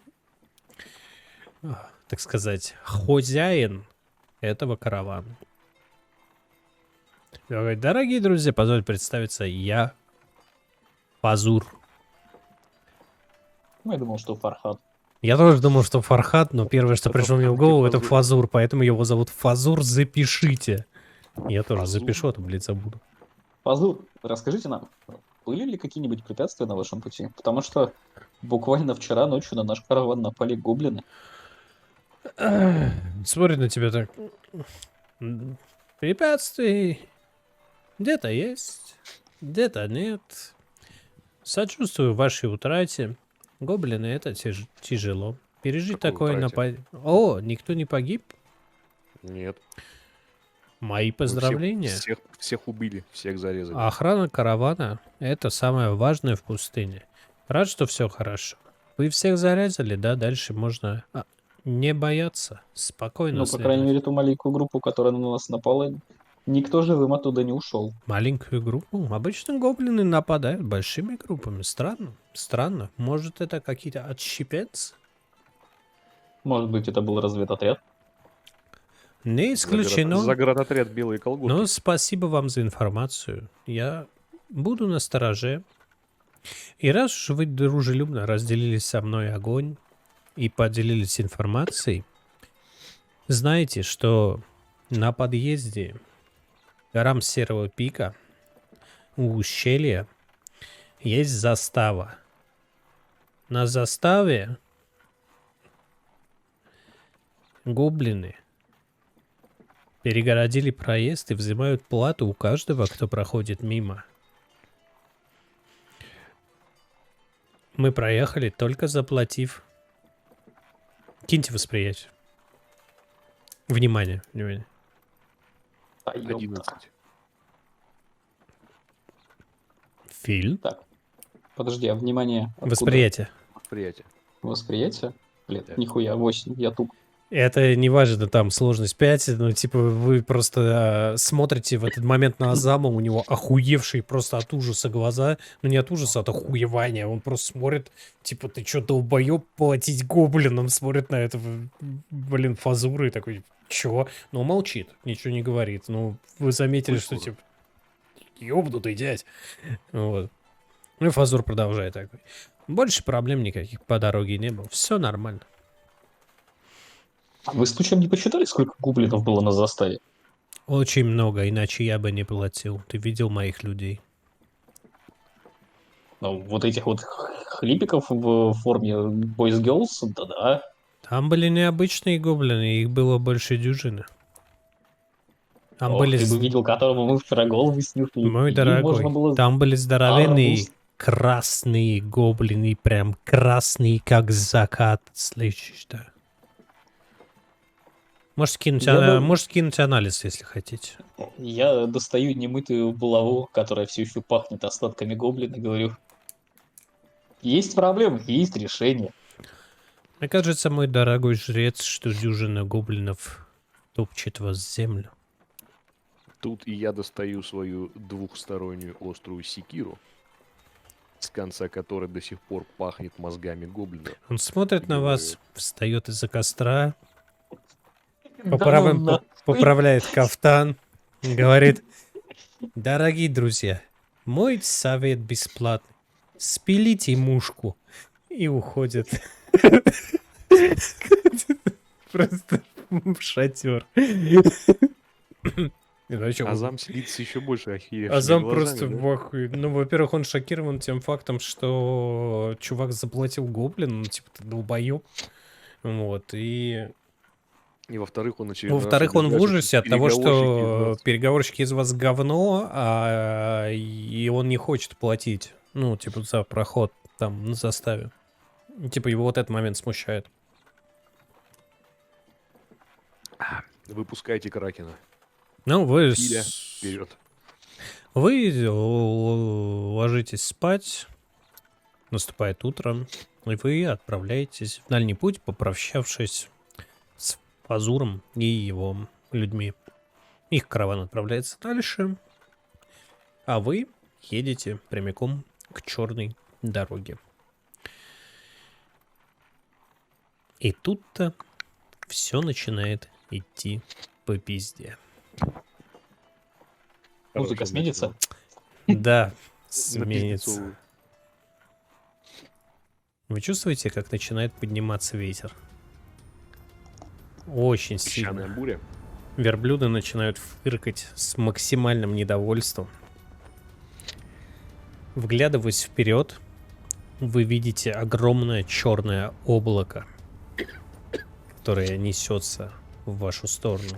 Все погонщики, раскрыв рты, просто не обращая внимания на то, что рот им засыпает песком, видят, как это облако движется на вас. Можете кинуть внимательность, если хотите. Восприятие. 11. Сколько? 15. Белиус видит черное облако. А фильм, так как жрец и немножко сведущ вообще в магии, во всяких штуках странных, видя приближающийся силуэт, понимает, что это огромный, гребаный, летающий замок на вырванном клочке земли, который направляется прямо к вам. В этот момент пески все сильнее и сильнее поднимаются вверх. Вы видите огромный поток песка, который больше стандартной песчаной бури, который несет на вас поток от летящего вот этого замка. Охуеть. Гребаный Наксрамас. Да. Ну, фактически это выглядит как Наксармас. Не помню. Вот. У вас есть... Вы понимаете, что у вас есть некоторое время, чтобы что-то предпринять? Что делать будем, Филя? Вы чё, блядь, надо с дороги уйти, чтобы нас хуйня не засосала, либо не уничтожила. Не-не, чтобы вы понимали, всюду песок, барханы и дорога — это типа не вымощенная, блядь, желтым кирпичом дорога, это просто более-менее протоптанный тракт в песке, который постоянно заметает. Если бы там часто не ходили погонщики, следы этого тракта давно бы засыпало. То есть это не прям дорога-дорога. Это не лес, Надо это пустыня. обмозговать. У вас не Наливай. сильно много времени. Вы не, если вы будете пить, вас сметет к хуям. Вам нужно Блядь. именно что действовать. Надо Давай быстренько... кидать анализ. Ты увидишь песчаную бурю, которая приближается к тебе и скоро сметет. Чтобы понять, что эта буря выкинет нас нахуй вместе с телегой, это на анализ надо кинуть? Да это вы и так, блядь, понимаете. Вам не нужно ничего кидать, чтобы понять, что эта буря к херам собачьим вас сметет, если вы останетесь в том же положении, в каком вы находитесь сейчас. Ну, я не То есть, если вы ничего не предпримете, вам пиздец. Предлагаю быстро перевязать все наши припасы посильнее и пытаюсь договориться с ближайшими, чтобы мы как бы соединили телеги, чтобы более массивно все это Вы казалось. видите, как погонщики просто в ахуе, шокированные, блядь, тем, что они видят, стоят и ни хера не способны предпринять. Единственное, что вы успеваете заметить, это как Азам, блядь, отвязывает верблюдов, старается как-то, блядь, опрокинуть с помощью огромной палки телегу на бок, чтобы спрятать за нее хоть как-то верблюдов. Я думаю, И это срывает так с повозки парусину. Ну, типа, он единственный, кто что-то предпринимает в этот момент. Ну, надо бежать к нему и, да, типа, Азам, что делать, давай, что-то решать. Нахера? Я тебя останавливаю, говорю, распрягай блядских верблюдов, а я дебилов образумлю. И подхожу к ближайшему и бью им пощечину. О, А он я такой, ответствую верблюдов. он такой, видел? Хуйня здоровенная. В небе, это кара, кара. Пикаю ему второй раз и говорю, кара божья будет только тогда, когда я скажу, отвязывай верблюдов и спасай себя и их. Он начинает отвязывать верблюдов, он подчиняется вообще любой вещи, которую ты можешь ему сказать. Переворачивайте повозку, привязывайтесь друг к другу и прячьтесь, чтобы вас не унесло. Ну, опрокиньте повозку, как бы... Ну, ты видишь же, Всё близненько. ты видишь, как он бежит к повозке, отвязывает верблюдов, верблюды ускакивают в неизвестном направлении, просто потому что они в панике, но ты же ему сказал отвязать верблюдов. И он пытается перевернуть повозку, и у него получается, он просто, знаешь, как супер говно переворачивает повозку на бок и начинает себя... Эти люди безумно Нач- тупые. Да, она и начинает себя к ней привязывать просто. Потом пытается побежать, привязать женщину до другой повозки, понимает, что он привязан и падает в песок просто и ползет обратно. Пытаясь Господи. найти укрытие. Какие тупые. Ну это NPC, забейте, они тупые. Я снимаю с повозки женщину и привожу ее к нему. Угу. Ты там перевернул повозку? Билиус, или ты нет? что делаешь, да, кстати, в этот момент? Я это самое. Перепривязал верблюдов, Куда? потому что это самое, к повозке, с другой стороны. А, ну ты типа их за повозку завел? Больше, Да. больше ничего с повозкой не делал? Ну, я перевернул. А, перевернул. Да, перевернул повозку и перепривязал верблюдов. Хорошо. Потому что когда я краем глаза увидел, что верблюды ускакали, я понял, что надо что-то сделать. В жутком гуле я спрашиваю, ты пиво, блядь, не разлил? В смысле разлил пиво? Ты, Пиво блядь, я сложил возле повозки первым. его привязал, видя, как улетает один из бочонков? Нет. Там бочонок. Я вычеркиваю вам один бочонок, да? Да. Один бочонок улетел. Но мы как пока он- не знаем, Ну, на с самом чем деле, он. буря уже набирает силу, Да, вы он уже укатился, видите, короче уже говоря, видите и пролетающего мимо верблюда, блядь. Ну, точнее, его просто волочит, он ворчит, кое-как пытается выбиваться. Вы видите, как срывает нахер парусину с одной из повозок, ее переворачивает. Оттуда летят мечи, блядь, копья, щиты и прочее говно. Еще одну повозку Азам всячески опекает, охраняет. Вы видите, как его уже присыпает песком, он похож на такую гору, но типа он один защищает какую-то непонятную херню, которая лежала в этой повозке, пытается ее как-то перемастырить, приподнять. Типа, если вы хотите потратить, вы можете либо сделать действие, либо пытаться понять, что он пытается защитить. Я бы делал действие. Какая нахрен разница? Сейчас потом разберемся. Хорошо, ты беги к нему, а я парусиной накрою нас, чтобы даже если... чтобы нас с головой не засыпало Ну, типа и песком. себя, и верблюдов, да? Да, да. Согласен. Если засыпет на парусину, хуй бы с ним можно выбраться, а тут... Но, соответственно, ты остаешься с пивасом, с вашей повозкой, с вашими да, верблюдами, да, накрыв да. все парусиной, а Билиус бежит к Азаму. Азаму. Да? Нахуй ты Да-да-да-да-да. бежишь к Азаму, мне непонятно, но окей. Кинь свою ловкость, пожалуйста. Что, блядь, у него не внесло. 14. Это же ты заебись прям, блядь, превозмогаешь песок, который уже начинает резать тебе лицо, заматываешь кое-как какие-то тряпки, которые у тебя были. Ты же не в кольчуге, ты же переоделся. Вот, Но у меня и... же есть шлем.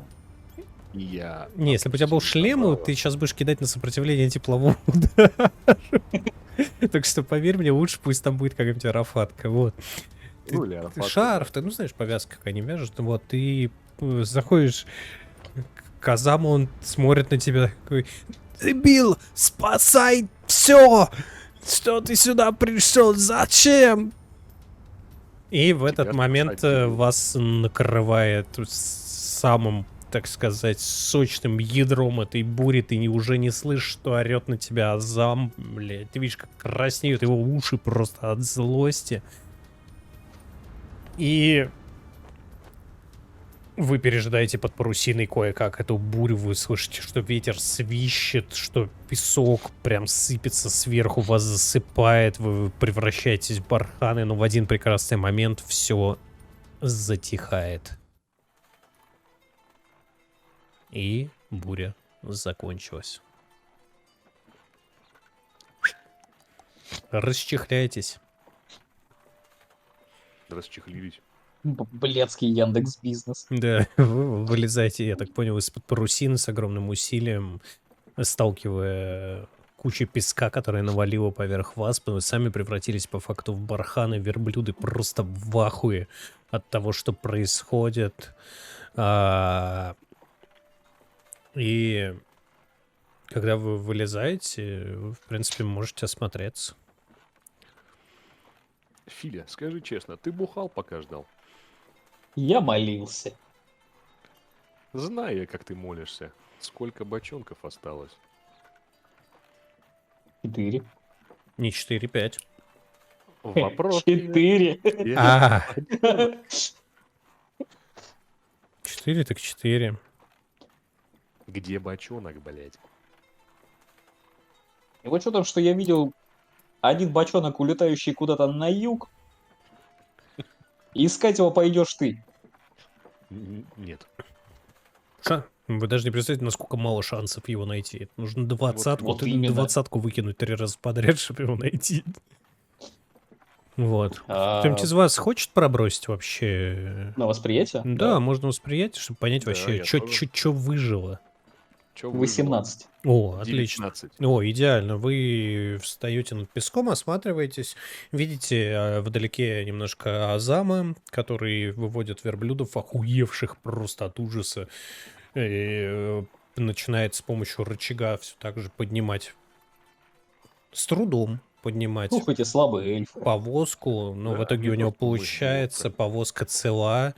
То, что лежало в повозке, он пытается в одиночку погрузить обратно, у него не получается, потому что это нечто очень, ну, такое по размеру повозки, очень тяжелое, он пытается запихнуть, но не получается.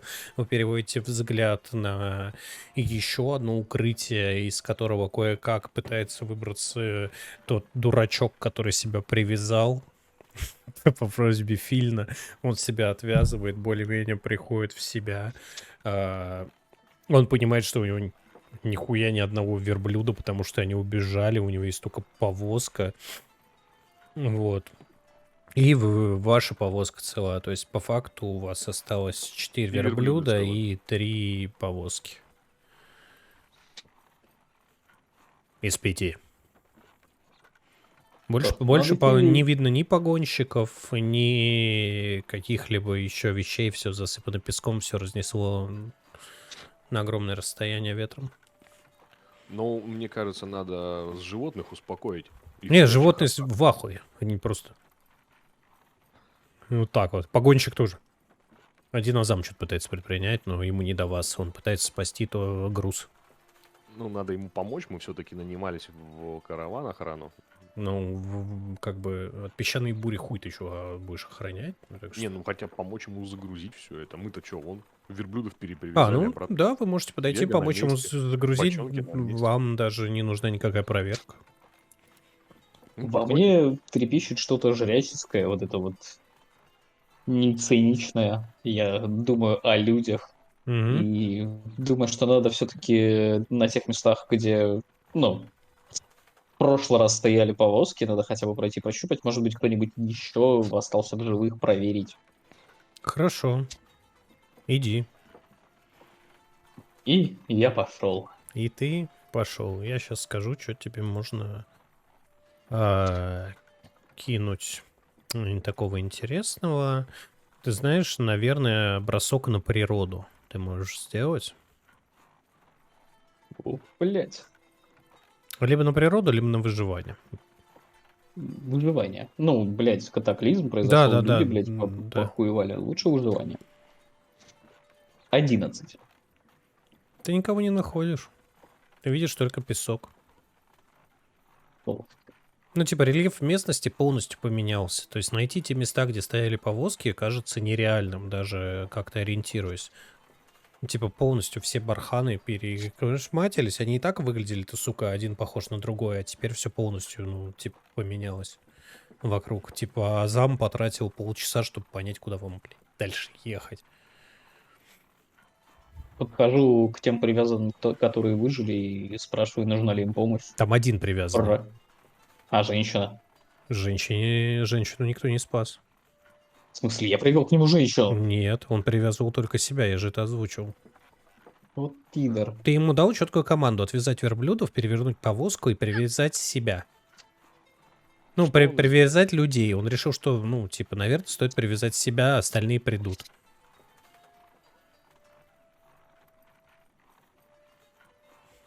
А я в это время помогаю Азаму. Боженька, дай этому дебилу, пожалуйста, ума. И Кидай на религию. Блять. Господь не дает ему ума. Подожди, да, я кину на религию. Нет, нет, я кинул. За Бога. С вашего позволения. 2. Он У меня замирает. 14 выпало. Не. Это NPC, ему ничего не поможет. Ну, собственно, я так понимаю, вы пытаетесь собрать из остатков того, что... Ну, ты помогаешь Азаму, там, в принципе, никаких проверок не нужно. Два здоровых дворф и эльф запихивают кое-как этот груз обратно в повозку. Ну, это длинный предмет по размеру повозки, очень тяжелый и замотанный тряпками и перевязанный веревкой. Мы что, хочу швеллер задать везем из одного Азаму дома в другой. А? вопрос. Мы что, швеллер, блядь, везем. Я хочу задать Азаму вопрос. Давай. Азам, что это была за хуйня? Смотри, да я хуй знает, брат, это пиздец, это летающий замок, ебать, в рот мне уши длинные, это ж, ёб его мать, замок летел, сука, не стоял, не осаждался, летел, ебать, такого не бывает, это, наверное, мираж какой, да, это, не, он просто, блядь, бормочет по-эльфийски матом, нон-стоп просто и плачет. Потому что он реально не понимает, что это была за хуйня. Никто не понимает, Давайте что это было за хуйня. Остановимся на 5 минут. Ты перерыв хочешь? Да. Давай. Ну, типа, вы приводите в порядок свой караван. Ну чё, продолжаем? Поехали. Да. Собрав то все, что осталось от каравана, вы понимаете, что в живых осталось ваша повозка с пивом, ваши верблюды. От каравана, который вы сопровождаете, осталось 2 повозки. В одной из них непонятная штука, за которую очень переживает Азам, которую он должен доставить. Во второй повозке, пока вы помогали загружать все обратно, вы поняли, что находится еда и провизия и вода, вот, которую нужно доставить в город, в деревню, простите. И Азам одного верблюда запрягает во вторую повозку, потому что у нее не осталось верблюдов.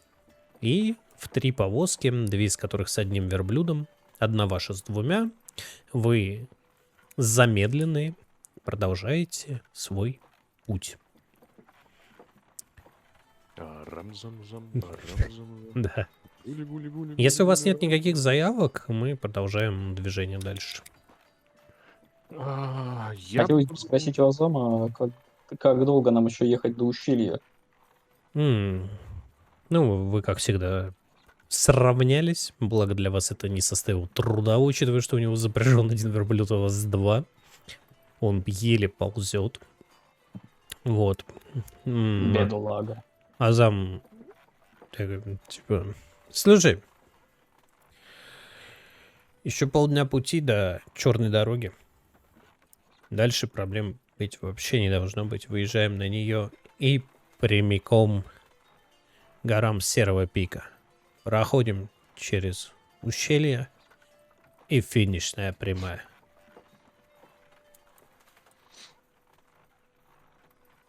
Полдня пути, учитывая одного верблюда или двоих? Учитывая одного верблюда.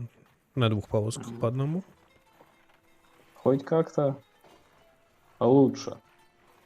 Надеюсь, гоблинов больше не будет, иначе вам будет весело.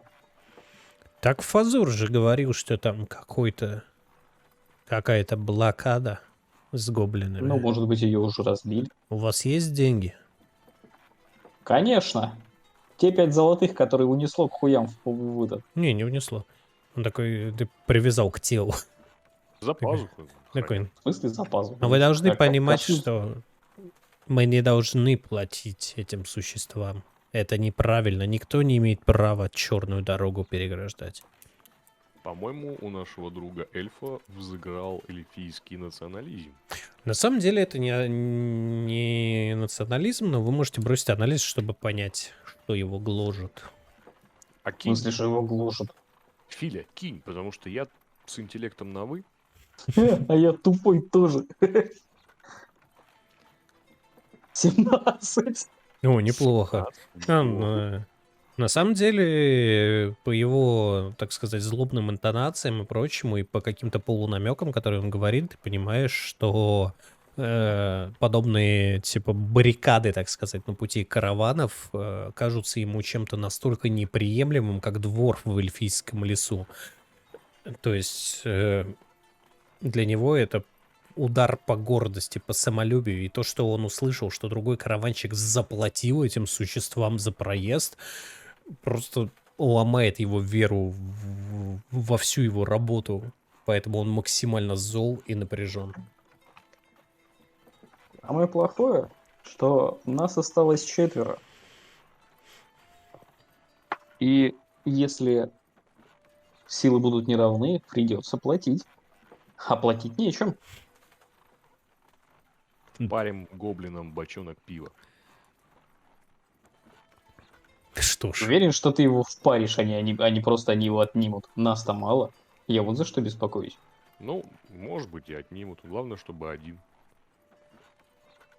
Я думаю, что мы их попробуем обмануть. Скажем им, что везем специализированный отвар, который только для дворфов. А для представителей других рас он страшная отрава. Действует не сразу, а через какое-то время. Мы можем поступить очень цинично и предать верование нашего прекрасного храма, предав все, во что мы верим, для того, чтобы спасти это благовейное пиво. Выпить его предлагаешь? Нет. Я предлагаю сделать святотатство. Вылить? Нассать в один из бочонков. Плохая идея. Идея плохая. Но если мы нальем им пиво из этого бочонка, они выпьют и поймут, что это говно. И тогда не станут забирать все остальное пиво. Разум есть в твоих словах, друг мой. Но вот вопрос в другом. Если им понравится ссанина, они тогда заберут. Гребаные гоблины. Понимаешь ли, Филя, это гоблины. Они полжизни пьют ссанину. И терзает меня смутные сомнения, что даже если ты навалишь в эту бочку, они все равно ее выхлещут. Это ссать еще будет эльф. А что? Нассышь в бочку, если мы тебя попросим об этом? Вы что, сумасшедший? Конечно, нет. И он как может пытается от вас оторваться, чтобы с вами больше не говорить. Адам, а если это будут пить гоблины? Он игнорирует. Я думаю, что здесь нужно бросить харизму. Хуя. Чтобы убедить Азама нассать в бочку. Вы сами ссать не умеете или что? Не, ну давайте попробуйте убедить Азама нассать в бочку, давай. Да, я бросаю проверку харизмы. Ну это, Не, убеждение. это убеждение. Не харизма, убеждение именно надо Ой. кидать. Давай Дай попробуй. убеждение. Мгм. Сейчас. 11. Он продолжает тебя игнорировать. Тогда я кину. Видите, Тоже на убеждение. Вы сейчас его разозлите просто окончательно, ну ладно. Мы его разозлили. Сколько ты кинул? 4. Он сказал по-эльфийски, но вы поняли. Куда именно он нас послал? Чтобы вы шли нахуй, дебилы.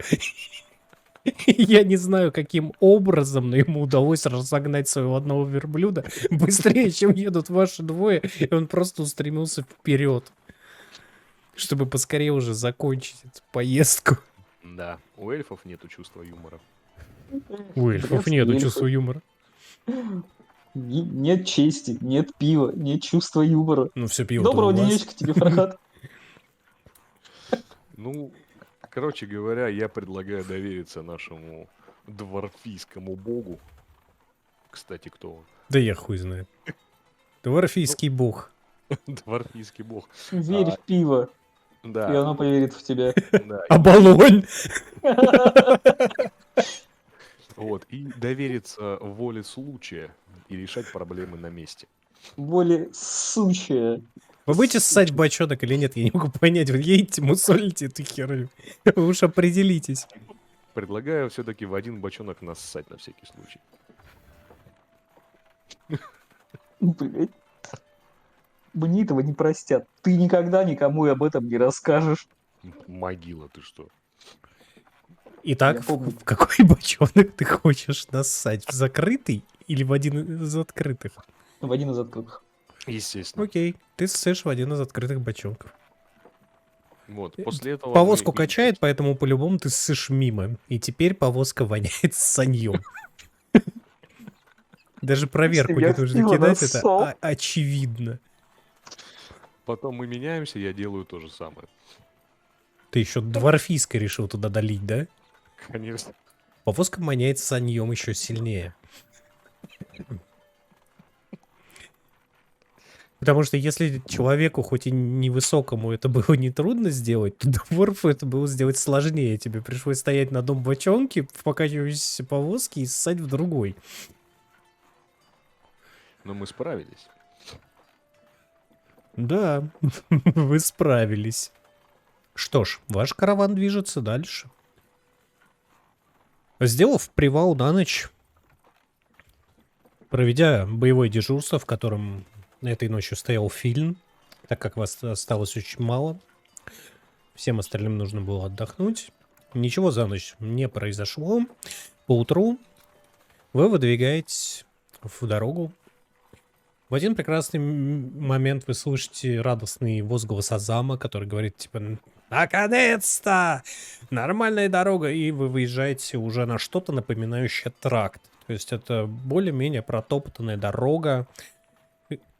Песок прям видно, что почернел от грязи, которая откуда-то везется. Именно поэтому эту дорогу называют черной, потому что земля, которая застревает там в копытах этих верблюдов, лошадей, да, там уже более-менее передвигаются лошади, она смешивается с песком, и вот прям грязная полоса устремляется к горам, которые вы видели на протяжении всего своего пути, и вот сейчас они прям уже очень близко. И по этому тракту, по этой дороге вы направляетесь прямиком к этим горам. И пройдя еще полдня, вы видите, как между барханов уже потихоньку проступает трава, песок постепенно сменяется какой-то землей грязной, вот, дорога под вами становится просто кашей, из говна и грязи, какие-то редкие кусты деревца появляются, и постепенно вы приближаетесь именно к скалам, повсюду навалены камни, и вы видите ущелье перед собой. Издалека замечаете, и вы можете кинуть оба восприятия, чтобы понять, что же вы видите в этом ущелье. Давай. Там видна некая постройка. 13.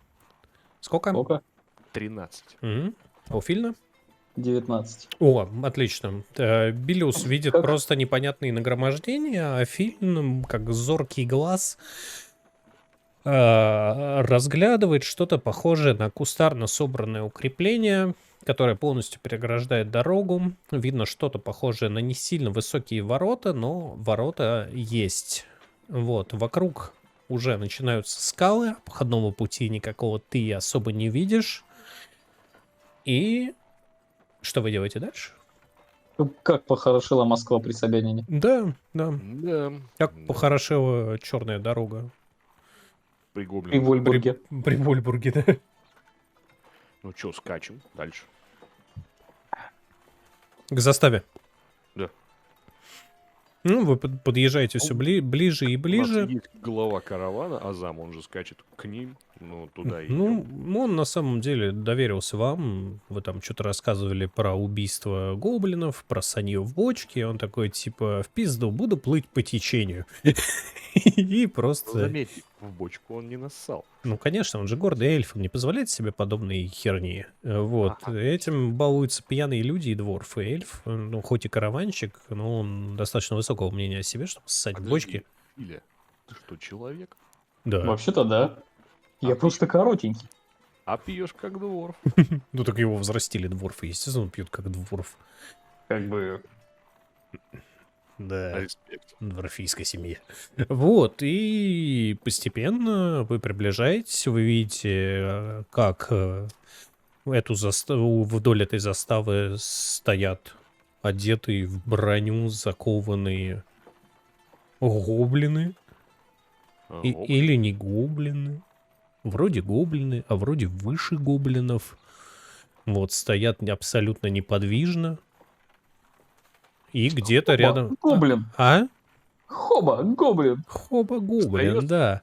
Зря мы в бочонок-то с пивом нассали. А сверху вы видите, как несколько силуэтиков что-то минжуются, что-то высматривают над этими воротами и зыркают на вас. Но Здорово, православные. вы подъезжаете ближе, как я понимаю? Да? Ну, надо смотреться в гоблинцев, чтобы понять, нам точно пизда, если мы быканем. Ну, вы можете кинуть свое... Блять, ебать, у нас сегодня день проверок внимания просто. Ой, улетел шарик. Че, кидаем восприятие? Да, Да. да, в очередной раз. И кидайте две проверки, на самом деле, оба. И восприятие, и анализ. У меня восприятие 7. Ну, ты видишь то, что я описал. Да. Анализ можешь А. не кидать, в принципе, не А, поможет. уже не надо? Не, ну можешь поможет? кинуть на всякий случай. 14 восприятия, 12 анализ. У меня 7 восприятия, 6 А. Ну, наверное, Билиус нихуя не понимает. Просто что-то в броне. Просто да. А вот Фильн уже более, так сказать, зорко присматривается. Он понимает, что там ядрить на самом деле народу. То есть где-то десяток стоит неподвижно, взирая на вас. И 3, один поздоровее, 2 помельче, смотрят на вас сверху и указающим жестом говорят вам останавливаться. Ну, выглядят они достаточно воинственно, они красного цвета, ты понимаешь, что это хоп-гоблины. Это не просто гоблины, это типа покруче. Вот. Upright Here Criminal Scum. Да, это такие нормальные, типа, гоблинские эти... Гоблины второго левела, скажем так. Хоп-гоблин третьего левела должен быть тогда. Не, хоп-гоблины, они, типа, первоуровневые. Да? Ну, ладно. Ну, у вас первоуровневые приключения. Ну, это, типа, мета-инфа, так что, я думаю, это не страшно. Ну, типа, это не делает их менее опасными для вас. Вот, и их дохуя. Ну, типа, вот в чем проблема. Мы медленно подкатываем к нашему Вы эльфу. останавливаетесь, когда вам уже, блядь, говорят, сука, стой, блядь, долбоёб. Вы уже Ну да. слышите, как эти, как гоблины, а ну, стоять, блядь. Командир, давай договоримся. Какие вопросы, командир? Один подошел. Ну, подойду. Кто пойдет? Товарищ ведущий, отвечать будет товарищ Билиус. Отлично, товарищ Билиус, ты слезаешь с повозки и неторопливо, с максимально возможным пафосом, знаешь, так, идешь Как к будто ним. сзади взрывается что-то. Как будто сзади что-то взрывается, да. Да, Но ты в не развал. оглядываешься. И ты подходишь поближе и видишь над воротами, как будто на стульчиках стоят трое хоп-гоблинов. Ну, ворота это типа сильно сказано, на самом деле. Так, заборчик. Ну, такой кустарно, знаешь, доски набиты, какие-то щиты навешаны, какие-то куски говна прилеплены. Вот просто, типа, кустарно перегородили дорогу. Причем, ну, типа, если присмотреться, видно, что недавно. Вот, и ты видишь, что на самом деле, судя по всему, песчаная буря, которая вас накрыла от этого замка, она, типа, и этим чувакам не сладко сделала, потому что видишь, что поебало всю эту заставу. То есть где-то, блядь, рядом валяются обломки, где-то разбитые хрени, где-то перевернутые какие-то колья, блядь, какие-то мечи валяются вокруг, как будто здесь была битва, блядь, куски доспехов, еще что-то, какие-то трупы там вдалеке, блядь, непонятно чьи. Вот, и смрад какой-то неприятный стоит, как будто, блядь, здесь валяется куча тел, где-то гниет уже, начинает гнить. Вот, и... Остановочка. Да, и они смотрят на тебя сверху. Старший, ну, видно, что старший, говорит, типа... Вы либо платите золотом за проход, либо своей жизнью. Фаруха слышал? За нас платить должен был. Что, блядь? Он такой... Я ничего не знаю, либо золото, либо кровь. Сколько? Либо 20 золотых, либо... Смотрит на вашу повозку, на ваш караван. Повозку и 2 верблюдов.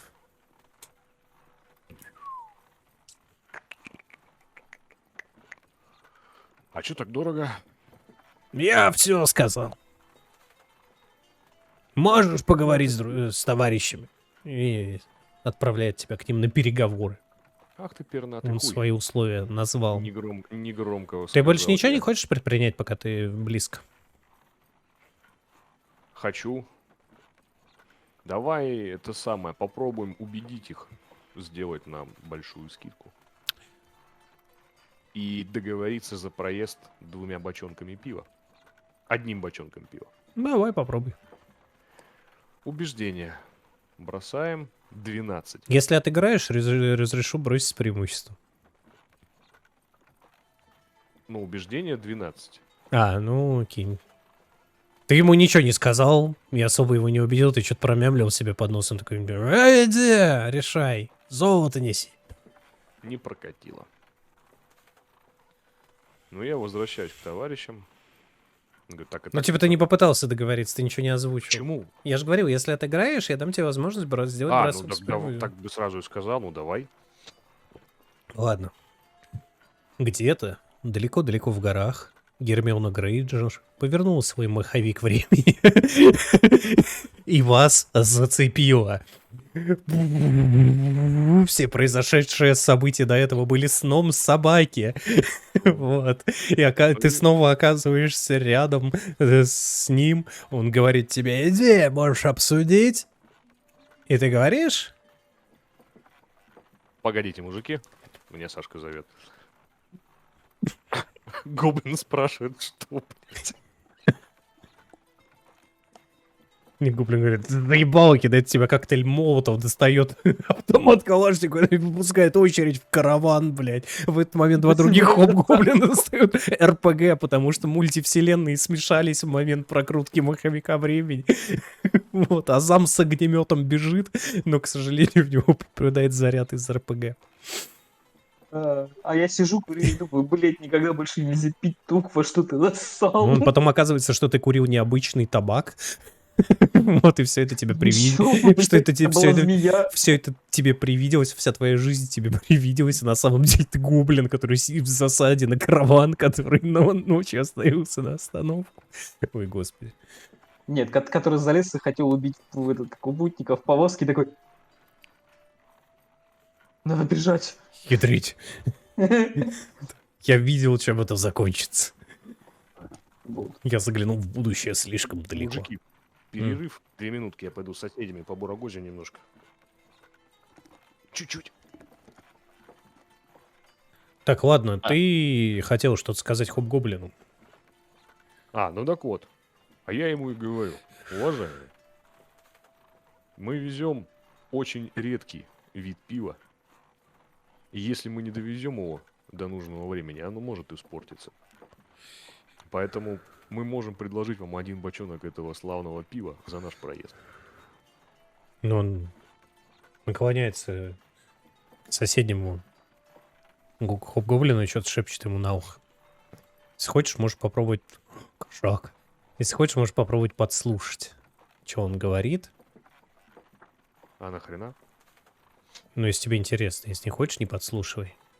Ну, они что-то... Вот, смотрит на тебя так. Нет, давай золото. А вгрызла? У нас дюжина отличных бойцов. У вас поебанный караван. Мы либо вас здесь кончим, либо вы платите и проезжаете. Даю полчаса на раздумье. И все, и он слезает. Его больше не видно. Кинуть запугивание, что ли? Он слез. Ты можешь запугивать в ворота, в принципе. Ну, я возвращаюсь к своим товарищам. И говорю, мужики, у нас есть проблема. Азам на него смотрит. Какая проблема? Просят 30 золотых за проезд. Может, вы пойдете и всех перережете, да? Их там дюжина. Все в броне. Ну вы-то не лыком шитый, да? Платить западло. Да и нечем. Он сначала повыебывался, потом признал, что он нищеброд. Ну, вот с этого надо было начинать, что платить нам нечем. Слушай, я неспешно подхожу к эльфу, беру его за усы, притягиваю его лицо на свой уровень. Схуяли нет, тварь? Ну, он от тебя отшатывается и говорит, нет, денег. Кто берет с собой в караван деньги? Я что, идиот? Я смотрю на остатки его усов в моих руках. Не-не-не, усы ты ему не оторвал, иначе это закончится поножовщиной. Давай лучше это без бомжей и убийц. Ну подожди, я могу эльфа им отдать, блядь. Им не нужен эльф. Мета-инфа. Блядь. А обычные люди берут с собой в дорогу деньги. Я, Как ты он предлагаешь такой, нам сейчас проехать? у меня есть с собой 4 золотых. У вас сколько? И у нас 6. Ну, вы все втроем смотрите на погонщика, который остался в живых до сих пор. Вагон такой, ой, ебой, а я чего, у меня вообще бабла отродясь не было, я все пробухиваю, не. Я предлагаю сдать погонщика. Такой, не, мужики, я в лес убегу на вас нахуй. Какой Что у лес? него в повозке, Теперь вам интересно, блядь, что в повозке, да? У кого? Да, у обоих. Ну, у погонщика вы видели, что там просто тюки с какой-то едой, с соленьями, блядь, какие-то напитки, воды. Ну, короче, просто, ну, типа набор херовой горы товаров продовольственных.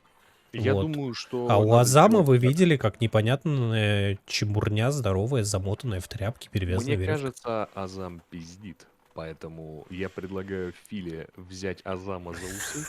Я достану секиру, и мы спросим у него еще раз, где деньги, Азам? Иначе нас тут всех сейчас положат, блядь. Ну ладно. А можно кинуть на убеждение? На взять его за усы? запугивание. На запугивание. Вы можете вдвоем просто наехать на Азама и кинуть на запугивание. Да, я, в Ну, принципе, я кидаю услышал вашу давай. заявку. Ну, я кидаю запугивание. 13. Ну, на самом деле, 13. Азам понял, что вы на него наезжаете не ради шутки, блядь, а всерьез. У него, блядь, флешбеки с этим, с разбитым, блядь, с разбитой гоблинской головой. Такой, эй, братва, хорош, не надо, хватит, успокоить. У меня правда нет. Вот, смотри, выворачивает кошель, там действительно 3 золотых монеты, еще какие-то медики валяются. Он такой, вообще ничего нет, я караванчик, я не беру с собой много денег. Ладно, деньги, что ценное есть, эквивалент. Ничего нет, понимаешь, смотри, А я в что у мешке тебя одет. Повозки. Повозки? Статуя. Какая, блядь, статуя? Статуя богини. Ты что, блядь, через пустыню везешь статую богини? Да, Покажи. Женщин давно не видел. без проблем. Полезли. Вы залезаете в повозку, он аккуратно развязывает веревки, разворачивает вверх ткани, и там действительно статуя женщин. Одетой. Она одета. Блять. Эльфийская богиня и одета. Ну, такая хорошо, вы понимаете, что это очень хорошо сделанная статуя, она прям, ну, фактически мастерской работы, и, типа, это не Эльфийской эльфийская, богиня и это одета, человеческая богиня, это не эльфийская богиня. Ну, да? тогда Богиня и другой вариант. одетая. Богиня, одетая, жрица фактически, какая, ну, богиня. Давайте тогда другой Богиня. вариант. Богиня? Прям богиня. Ну, вы, если кинете знание религии, вы даже поймете, что это с богиня. Окей. Или? 16.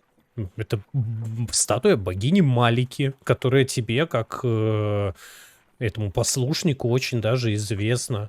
Это богиня, которой поклоняется большинство людей. Это храмы, которые помогают исцелению и заживлению всех страждущих, помогают нищим. И в целом это местная такая богиня жизни, что ли, света. Она максимально добрая, максимально хорошая, максимально всем помогает. Ее жрицы прям всем Есть предложение. бесплатно оказывают услуги в исцелении и прочем. Филя, И ты я же жрец. 20-ку, я бы узнал, что на самом деле не такая уж она, сука, и добрая. Не, ну у всех есть грешки, но вот это очень почитаемая людьми богиня. По факту монастыри, скажем так, святилище этой богини есть чуть ли не в каждой деревне-городе, и большинство авантюристов, большинство местных жителей приходят туда за исцелением, а некоторые даже ходят слухи за воскрешением. Фильм есть идея. Ты же жрец. Давай Ещё- предложим бартер. И чего? Ты вылечишь их раненых, а я помогу восстановить им их укрепрайон. Да я Она- скорее эльфа обоссу, чем гоблинов лечить буду. Сука. Справедливо. Блять, я дайс уронил. Секунду. Либо второй вариант. Они сказали, могут нас пропустить, если мы отдадим 2 верблюдов и повозку. Да. Но они не уточнили нашу повозку или чужую. И начинаем смотреть на 4-го чувака. Им похуй. Чувак-погонщик, он такой, мне похуй, хотите отдавайте, вообще поебать. Но у нас останутся 2 верблюда, наша повозка, и еще нужно будет решать проблему со статуей. У вас останется, если вы дадите 2 верблюда и повозку, у вас останется 2 верблюда и 2 повозки. Будем медленно, но идти. Ну Да. да, в целом да. Предлагаю отдавать, иначе, терзает меня смутные сомнения, что дюжину гоблинов мы не завалим. Чувак, твою повозку придется отдать. Такой, да мне похуй, я наемный рабочий, мне вообще поебать. Хотите отдавайте, хотите не отдавайте. Главное, А меня, зам блин, куда довяжите. Отвязывай верблюдов. А зам смотрит на вас как на говно. Тёма, Я смотрю на его, на него и хочу обоссать. Не, он смотрит на вас такой, если хотите что-то отдать этим зверям, отдавайте сами. И отходит в лес, садится на пенек. Грустный. И злой. Бери его за усы. А что вы доебались, да? Блять, оставьте его в покое, он NPC. Потому что он Мы будет платить мы подходим к нему и кидаем на убеждение. Да. Кидай. С помехой. Потому что вы его уже довели. А давай фильм кинет на Сколько убеждение, а я на давно должно быть Я тебе не скажу. помехой? Ну, У меня с помехой ты кидаешь 2 раза и выбираешь наименьший результат. Ага, 2 раза, окей. Сейчас второй раз. 12. Он вас игнорирует. А я брошу на запугивание. Ну, давай. С помехой? Естественно, вы его доебали уже. Хорошо. Первое запугивание. 19. Да, ты его напугал. Может, второй... А, с помехой же, ёпта, точно. Второй раз 7. 7. Он смотрит на тебя, как на говно. И на тебя тоже. Ну, типа, Я- ему, ну, на самом деле, я не знаю, чего до него доебались, ему действительно претит идея платить этим ебаным животным, ну, с его точки зрения, потому что он расист, он эльф. Ему реально претит что-то им отдавать, это против вообще его естества. То есть ему поебать на караван, поебать на задачу, он хочет сохранить свою жизнь, как любое живое существо, но... Типа вот это прям... Ну, типа он больше не сможет водить караваны, если он сейчас здесь заплатит гребаным гоблинам, потому что, ну, типа ему, во-первых, совесть не позволит, во-вторых, в коллегии караванщиков его зачморят. Тогда Да вообще я похуй на него. задал Ну, как бы вопрос. да, но это не ваша забота, это его забота. Да, тогда я Вот, задал отвязываем одного своего. Стоп, подожди. Или подожди. Азам, а какие у нас есть варианты другие добраться? Можем найти обходной путь. Найти или ты знаешь? Найти, я не знаю. Ветра, бури, местность меняется, да? А там сколько нам идти еще через ущелье до города? 1,5 дня пути. Сколько мы будем искать обходной путь? Еще 1,5 дня. Скорее всего, как повезет, как внимателен и зорок будет твой глаз. То есть я скорее умру, Не когда мы факт. найдем. Почему? Потому У что нас ты есть- блядский эльф, а у я нас- человек. Да нет, 1,5 дня плюс 1,5 дня это не 80 лет, это 3 дня. 3 дня? 3 дня пути. Я понимаю, что ты моргаешь днями. Ну Я да. хочу жить жизнь. Если хочешь жить жизнь, стань героем. Во славу всего. Убей этих мерзких созданий и пройдем на пролом. Примени хитрость в конце концов. Что я тебе говорю, господи. И За моего отца и даю ему пощечину. да, ему пух. Блядь, он ебаный в рот. Во что я вляпался? Короче, мне сугубо похуй на этого эльфа. Я Всем. отвязываю одного верблюда, привязываю к той повозке, в которой ехал ноунейм, и иду договариваться вместе с этой повозкой. Вместе с повозкой и Предварительно- 2 верблюдами, да? Да, предварительно половину всяких яств из этой повозки я перекинул к себе. Вы можете перегрузить все, вам хватит места в 2 оставшихся повозкам, Мы если вы по ним все перегружаем распределите. Всё Ты уверен, что ты хочешь отдать им повозку вместе с едой еще, с продовольствием? То есть это груз, который вы Ну, можете да. доставить? Ну, тогда мы ее полностью разгрузим. Ну да, это разумно. То есть вы все перегружаете, даже Азам вам помогает, потому что, ну, хотя бы, блядь, груз не отдаст. Вот. Все это перегружаете, и вы вдвоем ведете, или ты один пойдешь? Я один пойду. Один пойду. Ты уже, блядь, договорился. Ну, Вот именно, я договорился. вам условия об обмене не ставили. Считайте это подсказкой. То есть вы можете пойти вдвоем. Вдвоем. Идем вдвоем. На всякий случай. Окей. Я подхожу к Ну, вы подводите прорезиненному верблюда. забору, Да. пинаю его ногой и говорю: открывай, блядь. Ничего больше не хочешь сделать? Блять, вот Ну, знаете, это немножко офф-топа. Вот я много всего смотрел, читал по Call of Cthulhu, да? И там есть охуительный параметр, он называется удача. И вот в такие моменты очень хочется кинуть удачу. А у нас есть? Не, в ДНД, в принципе, нет такой механики, но Не, мы можем кинуть на удачу просто 20-ку. кинь просто 20-ку. Давай. Оба кидаем. Нет, только Фильн, он же пнул ворот. День. Ты пинаешь ворот. Я Увы. тебе Ну, вот наоборот. просто вот в такие моменты удача прям нужна, потому что, ну, типа, была проверка, которую вы дважды запороли, которая могла полностью перевернуть все с ног на голову. Но это мета-инфа, забудьте об этом. Вот. Ты пинаешь ворота, там слышится какая-то матершина, кто-то что-то обсуждает, перетирает, договаривается, шепчет, вот. И ворот, ну, слышно, что поднимается створка, типа одна воротина распахивается, и 2 хоб-гоблина и босс хоб-гоблинов выходит. Главное, смотрит на тебя. Золота нет, да? Блять, мы нищие. Откуда у нас нахуй золото? Кто в караваны берет золото? Караваны туда-сюда возят. Люди. Золото Давай. нужно там, где его можно потратить. Осмотрю твоих верблюдов. Пинает одного, осмотрим, не осмотрю, пинает одного хоп-гоблина, и тот идет осматривать телегу, верблюдов, он нихуя не понимает ни в верблюдах, ни в телеге, но он, что-то делает вид, выслуживается, он делает вид, что он такой, ну да, ебать, колеса хорошие, охуенная парусина, которую порвало на части бурей. Верблюд, смотрит верблюду в лицо, тот плюет ему в рожу, он стирает говно. Смотрит на босса, такой, Прими этот дар воды, который верблюд подарил тебе. он такой, нормально, босс, хорошо. Они такие, ладно, проезжайте. Ну, они открывают ворота, заводят внутрь верблюдов и это как его... Вместе с повозкой ставят их сбоку, и вы, в принципе, можете проехать, потому что, договор есть договор, ворота открыты, можете проезжать.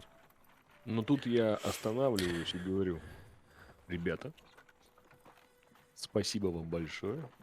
В качестве подарка примите от нас бочонок. Я останавливаю и затыкаю ему рот еще раз.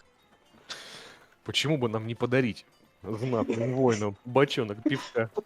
Там на силу или на ловкость в данный момент кинуть? Да похер. Если он против, то кидай на силу, как в прошлый раз. Ты же силой пытаешься заткнуть ему рот. Ну, а я тоже кинул на силу, я ж ему сопротивляюсь. Не сопротивляешься, кидай. Давайте. Блять. Ебать у вас взаимоотношения, конечно. 4? 9. Да. Ну, у тебя не получается заткнуть ему рот. Босс хоп-гоблинов на тебя смотрит так. А давай! Я достаю тот самый бочонок, Угу. говорю, к вечеру он охладится, пить надо вечером. А мы поскакали, пацаны. Базара нет. Проезжайте. Ну и я так понял, все ваши остатки каравана проезжают через ворота и едут дальше. Да? Ну вот. Зачем ты ему показал? Что показал? Я ему отдал бочонок пива, в который мы с тобой нассали. Ну, да, он был Да. отпитый. Я уже немножко передумал насчет этого бочонка, потому что мы проехали. Я хотел напоить блядского эльфа. Эльфы не пьют пиво, если что. Ну, и этот конкретно не пьет. Уже не пиво. Это уже Да, игристое это понятно. вино. Но у вас, короче, остался бочонок... нет, нихуя. Почему? Нахуй бочонок? У вас 4 бочонка початых и 1 бочонок с водой открытый. Вы же перелили тогда из одного отпитого в другой отпитый. Ну там уже и воды не особо Ну вот много, и вот потому что этот мы её второй отпитый, из которого вы пили во время поездки, вот вы в него нассали и отдали его. То есть у вас Плюс один осталось... улетел. Да, у вас осталось 4 бочонка початых и 1 с водой. Ну и хорошо. Скачем дальше, господа. Вы проезжаете ущелье, останавливаетесь на небольшой привал перевести дух. Азам все еще смотрит на вас как на говно, потому что им с погонщиком вонючим приходится в одной телеге сидеть всю дорогу. Вот. Ехали вы очень медленно, вот, и я предлагаю вам, пока вы на стоянке, кинуть внимательность. Кидаем. Вы не поверите. Что? 20. Охуеть. Ой, там, 22. 20 и плюс модификатор, да? 19 плюс модификатор. А у тебя, Диман, был модификатор или у тебя именно крит успех? У меня крит просто 20-ка фиолетовая. Короче, фильм видит где-то на холме вдалеке какой-то странный отблеск. Но в этот момент на Билиуса как будто исходит озарение. Но ты говоришь ему, смотри! Билиус смотрит, и ты прям видишь, что там на холме какой-то непонятный силуэт, блестя как мудак, подзорный, это лупой подзорной трубы, наблюдает за вами. Ну, блядский эксбиционист. И обрати внимание, фильм. Это все потому, что мы не пили со вчерашнего дня. И в этот момент Хуйня замечает, что вы за ней следите, и уебывает куда-то. У меня вопрос к Азаму. А ты всю правду нам рассказал? Да, да, брат, всю. А, нет, не брат ты мне. Да, всю. Азам, мы подвязались к тебе в караван. Не ко мне. Ночью Мы... на нас напали гоблины. Он такой, мы оба Совершенно нанятые непонятным образом. сотрудники. На нас напали гоблины. Потом мы увидели гремлины летающий замок. с Я последующей сам охуел. пещерной бурей. Теперь какие-то гоблины трясут с нас бабло за проезд. После этого мы видим какого-то чувака, который за нами наблюдает. Ну, ты не понял, что это чья это фигура была, ты видел именно силуэт. Ну, кто-то за нами наблюдает. Несмотря на брошенную 20-ку, как бы ты не смог понять, Ну, кто это. Просто мы увидели, что за нами кто-то наблюдает. Он спорит тебе, я не знаю. Ну, можешь кинуть анализ и убедиться, врет он или нет. Давай. Фильм тоже Да, может анализ. кинуть, кстати, анализ. 2. Ну, я тупой дворф. У тебя один, бля. Вы ему верите. Да, ты все правду сказал. Мамой клянусь. Все в порядке, ничего не знал. Поехали дальше. Ну, собственно, после небольшого привала, переведя дух. Пить будете? Нет. Чего? Ну ладно. Осталось 4 бочонка.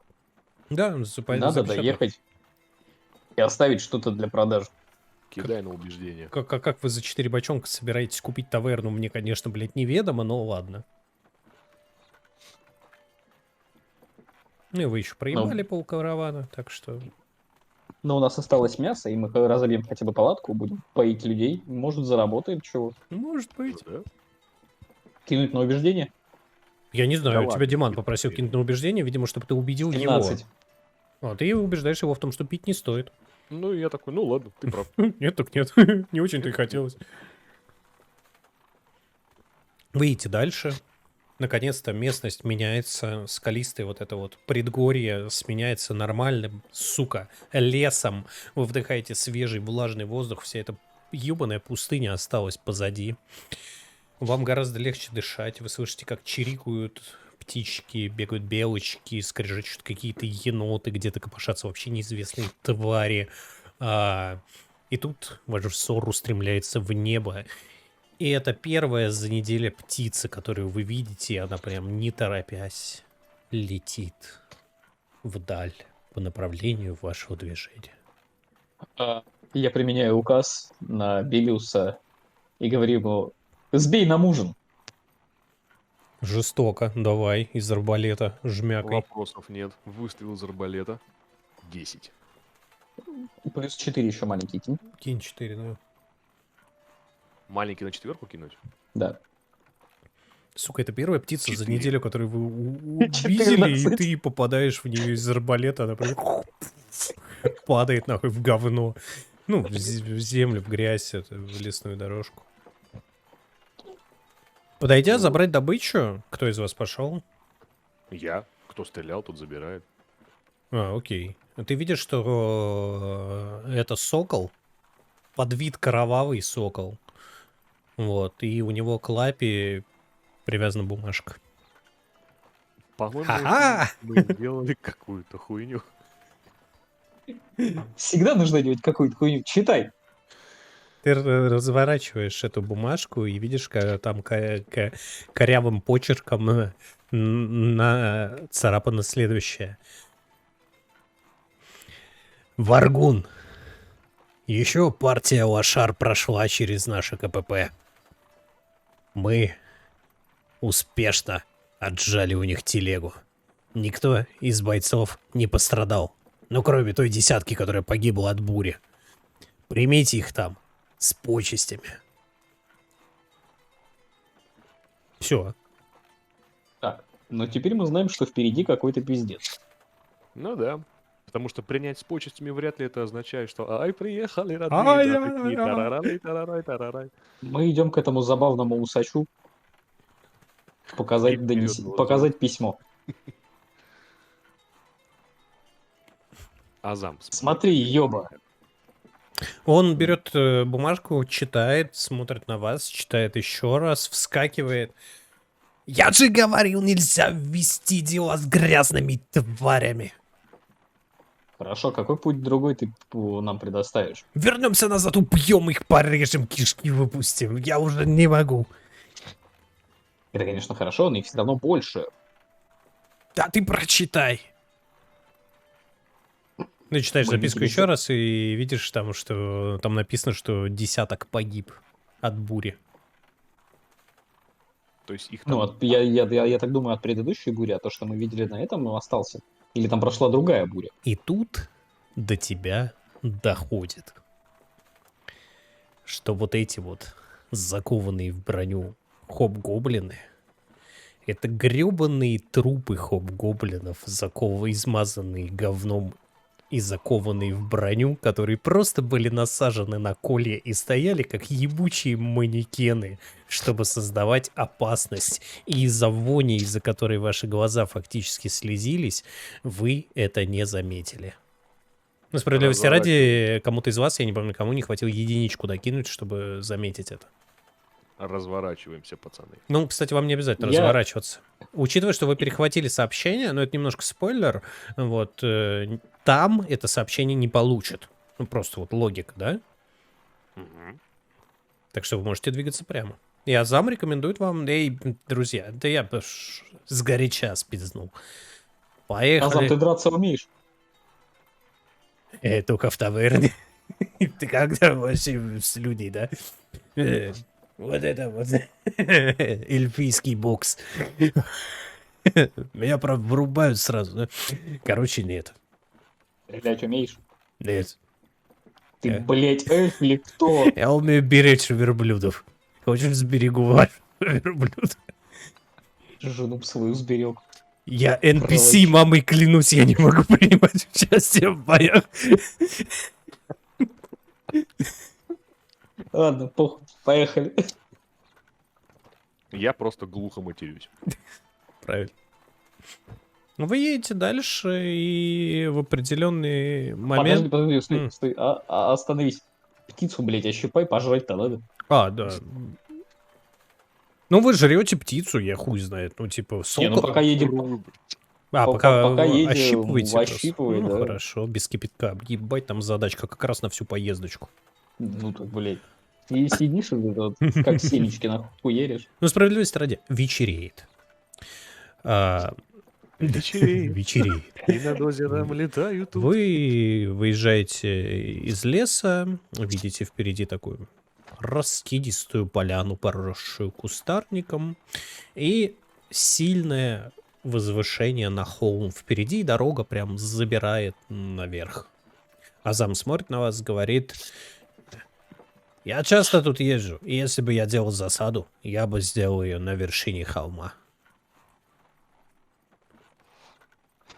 Надо подойти ближе и проверить. Не знаю, Максимально решайте логично. сами. Он такой: если надо, я пригляжу за верблюдами с телегой. Подожду здесь. Я передаю ему поводья и говорю, передай моему сыну, что я любил его. Нет.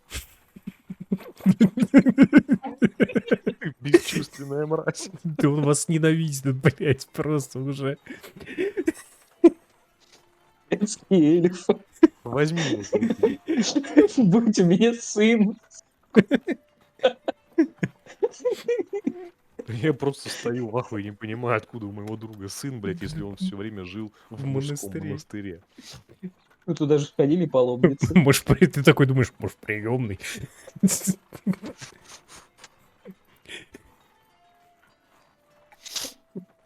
Ну, что вы делаете дальше? Слазю с повозки и медленно крадусь по кушерям. Дворф с тобой? Белиус? Да куда он, блядь, в кустарник залезет, там, блядь, пол леса разбежится. Да у вас у обоих со скрытностью жопа. Ну, типа темно, и вас не ждут. Эффект неожиданности. Вдвоем пойдем в разведку. Ну, типа, первое правило фильмов ужасов — не разделяться. Там нет, ни о чем не Ну, говорить. типа, я в прошлом служил в разведке. Я как бы опытнее в этом, поэтому идем вдвоем. Ну ладно, да, хорошо. Ты с одной стороны дороги, я с другой. Нет, идем вдвоем. Разделяться нельзя. Что ж, Я пойду сзади А- Белия. Один наблюдает, второй наблюдает за тем, кого наблюдает. На самом деле там высокий кустарник, и вы, в принципе, не особо там скрываясь в тенях, как ниндзя, вы можете идти спокойно, прикрытый кустарником, так, чтобы вас ни сверху, ни с дороги не было видно, и вам нужно забраться по достаточно сыпучему этому пригорку, потому что дорога-то она вытоптана, по ней заехать наверх нормально. А где нет дороги, там трава и сыпучий этот чернозем с камнями. Говно, короче. Ловкость кину. Вам нужно пройти проверку акробатики, чтобы это сделать. Вообще, в принципе. Ну Не да. атлетики. Атлетика — это прикладывание силы, а акробатика — это именно ловкость. Тоже лазание — это больше относится к акробатике. Ну тогда что, кидаем акробатику? Да, кидайте. Ну, там и простая проверка. 12. Я 21. Да, вы без проблем запираетесь наверх, сидите в кустах, пробираетесь чуть ближе, видите вырубленные деревья, ну, по периметру. Горит огонь.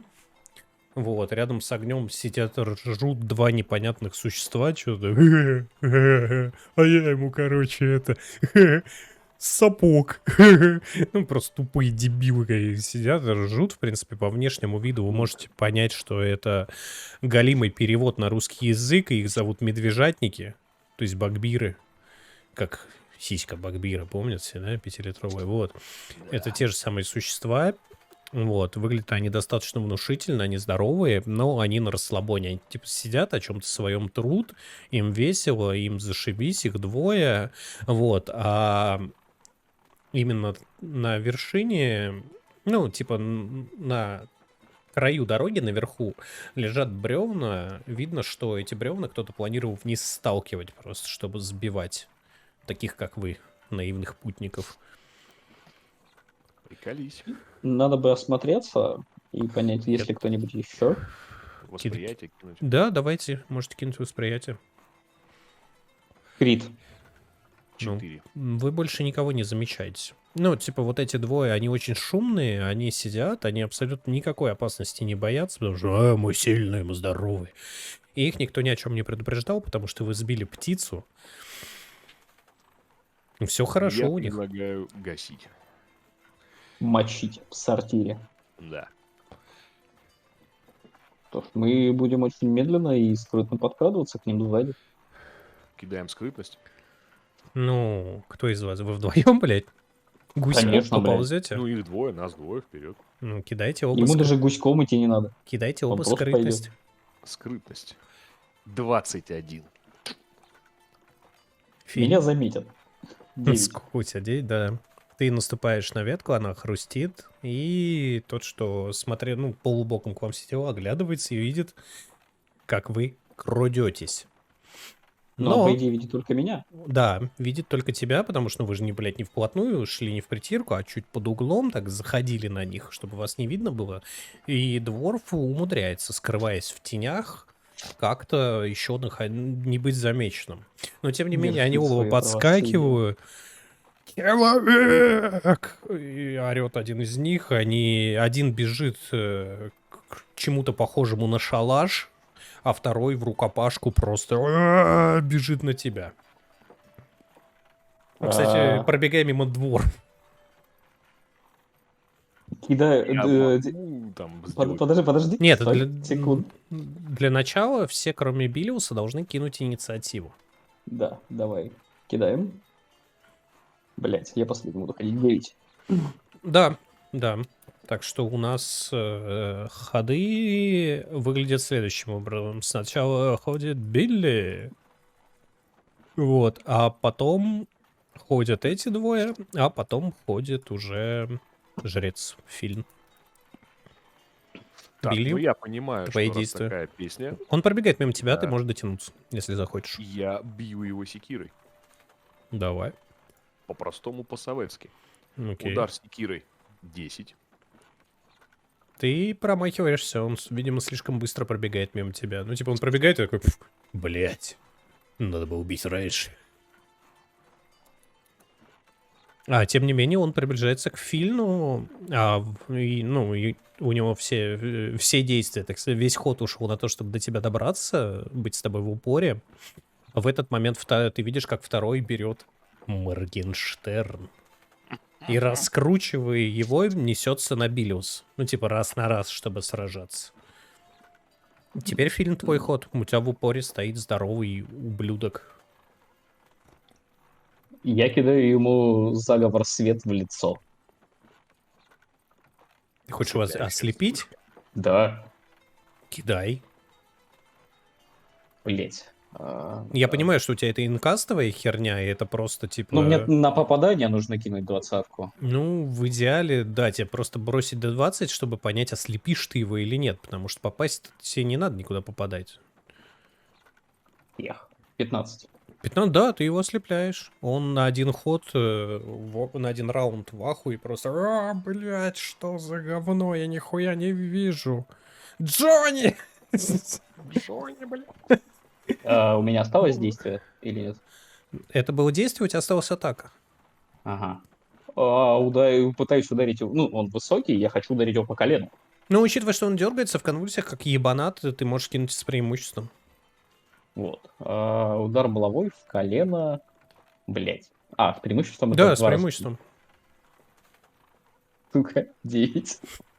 Ну, из-за того, что он пританцовывает, дергается, машет руками, пытаясь тебя задеть, ты мажешь по нему, и... Теперь ход Белиуса. Ну, на меня, помнится, бежит чувак. Ну, он еще бежит, он еще не добежал. То есть я не могу его ударить. Нет, он далеко.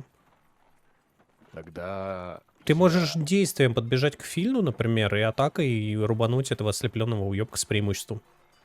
Я думаю, именно так мы и сделаем. То есть я подбегаю к этому ублюдку и хочу ударить его секирой. Давай. С преимуществом 2 раза вышибаю, правильно? Да, 2 раза кидаешь и лучший результат большой. выбираешь. Так, первый раз кидаем 11. Второй раз 11. Ты... Уж, блять. Что ж, ты не попал. Ты даже прям первый раз а он его колбасит. Говно!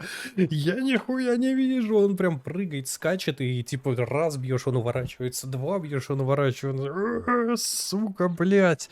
И он в свой ход нихуя не может сделать, потому что он ослеплен, продолжает как ебанат биться, а в этот момент к Билли уже подскакивает долбоеб с Моргенштерном. Но, типа, он из-за того, что ты еще сильнее разорвал с ним дистанцию, у него весь ход уходит на то, чтобы просто до тебя добежать, и поэтому ходит Филь. Но вы все теперь в общей куче, блядь, находитесь, поэтому дальше пойдет жара. Так, я кастую указ на Билли Угу. со словами «псики ему, тому, который с Моргенштерном». Ты тратишь действенное, да? Это не заклинание? Да, и из заклинаний я потрачу священное пламя, которое тоже заговор. Хорошо, и что делает твое священное пламя? 1К8, но при этом проверка на ловкость должны выкинуть больше 13, чтобы по ним не попало. Это АОЕшка, вот это с лучами света сверху? Да, Все, я понял. Так, первый из них видит луч света, который попадает к нему на лоб, и пытается отпрыгнуть. И у него получается. Он отпрыгивает. Это тот, который с Моргенштерном стоял. А теперь тот, который в конвульсиях хуярит, он бросит с помехой. И он уворачивается. Сука, ебать верткий долбоеб, а. Дуракам везет. Он реально, он скачет, и по нему сначала молот промазал, потом секира дважды промазала, потом луч этого света промазал, и на самом деле сейчас его ход, и он уже приходит в себя, он более-менее начинает видеть такой... Сука! И просто ебашит тебя с кулака. Бывает. Да. И мажет. Не до конца все еще видит. Расплывается немножко. Рядом бьет просто в землю, такое говно. Вот. И после этого второй такой: да ты не сыщи, я ему нахуячу. Бьет Моргенштерном Билиуса. Ну, раскручивает, естественно. И попадает. Бля. попадает. Ты чувствуешь, что тебе под ребра заходит эта шипастая херня, которая находится на краю.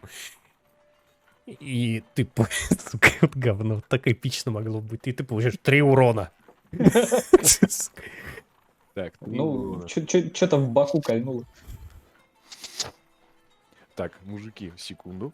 Да, блядь, на самом интересном месте. Опять монтировать. Видимо, в почку попал. Бля, ща пасу. Погоди.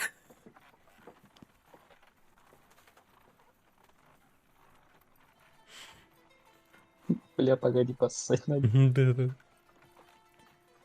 Битва, конечно, охуенная, очень эпичная, но я бы сходил поссать. Знаете, молодые люди, все бы хорошо, но надо поссать. Блин, я факаплю наше игрище, я ж забыл.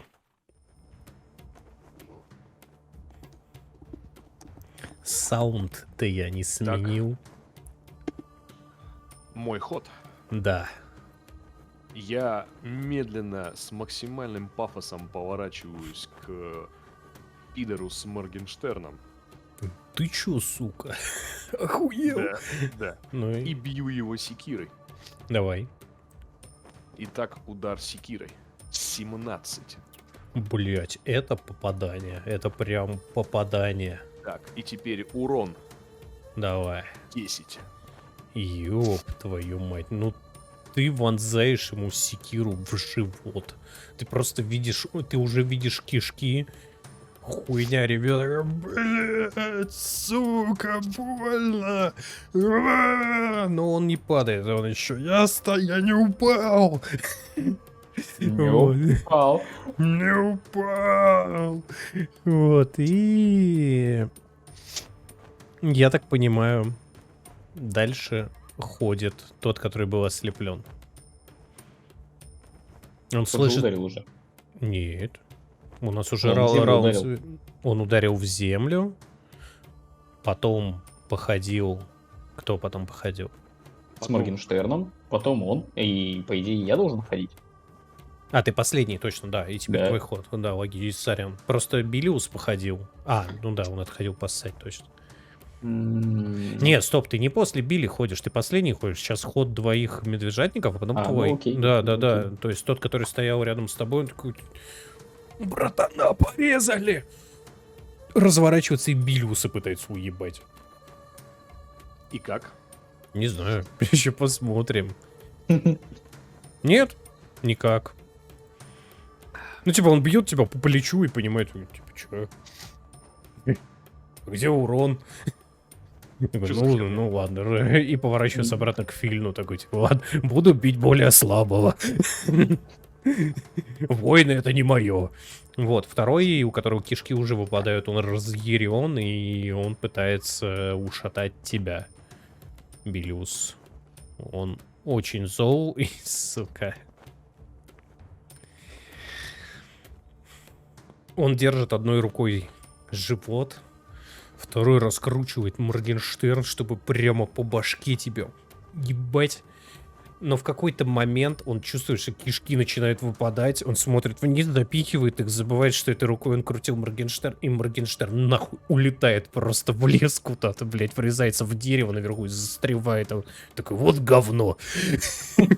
Вот. И он выкинул единицу просто, чтобы вы понимали. Понятно. Ведь по идее он мог бы и по голове сам себе попасть. Мог бы, но я решил, что это перебор, у него и так брюхо спорт. Ему надо было по другу попасть, но тогда бы у него в руке остался Моргенштерн, он наносил бы больше урона, так что считайте, что вам так легче будет. Теперь ходит фильм. Пытаюсь ударить того, который ударил рядом со мной землю. Булавой. Давай. Крит. 20-ка?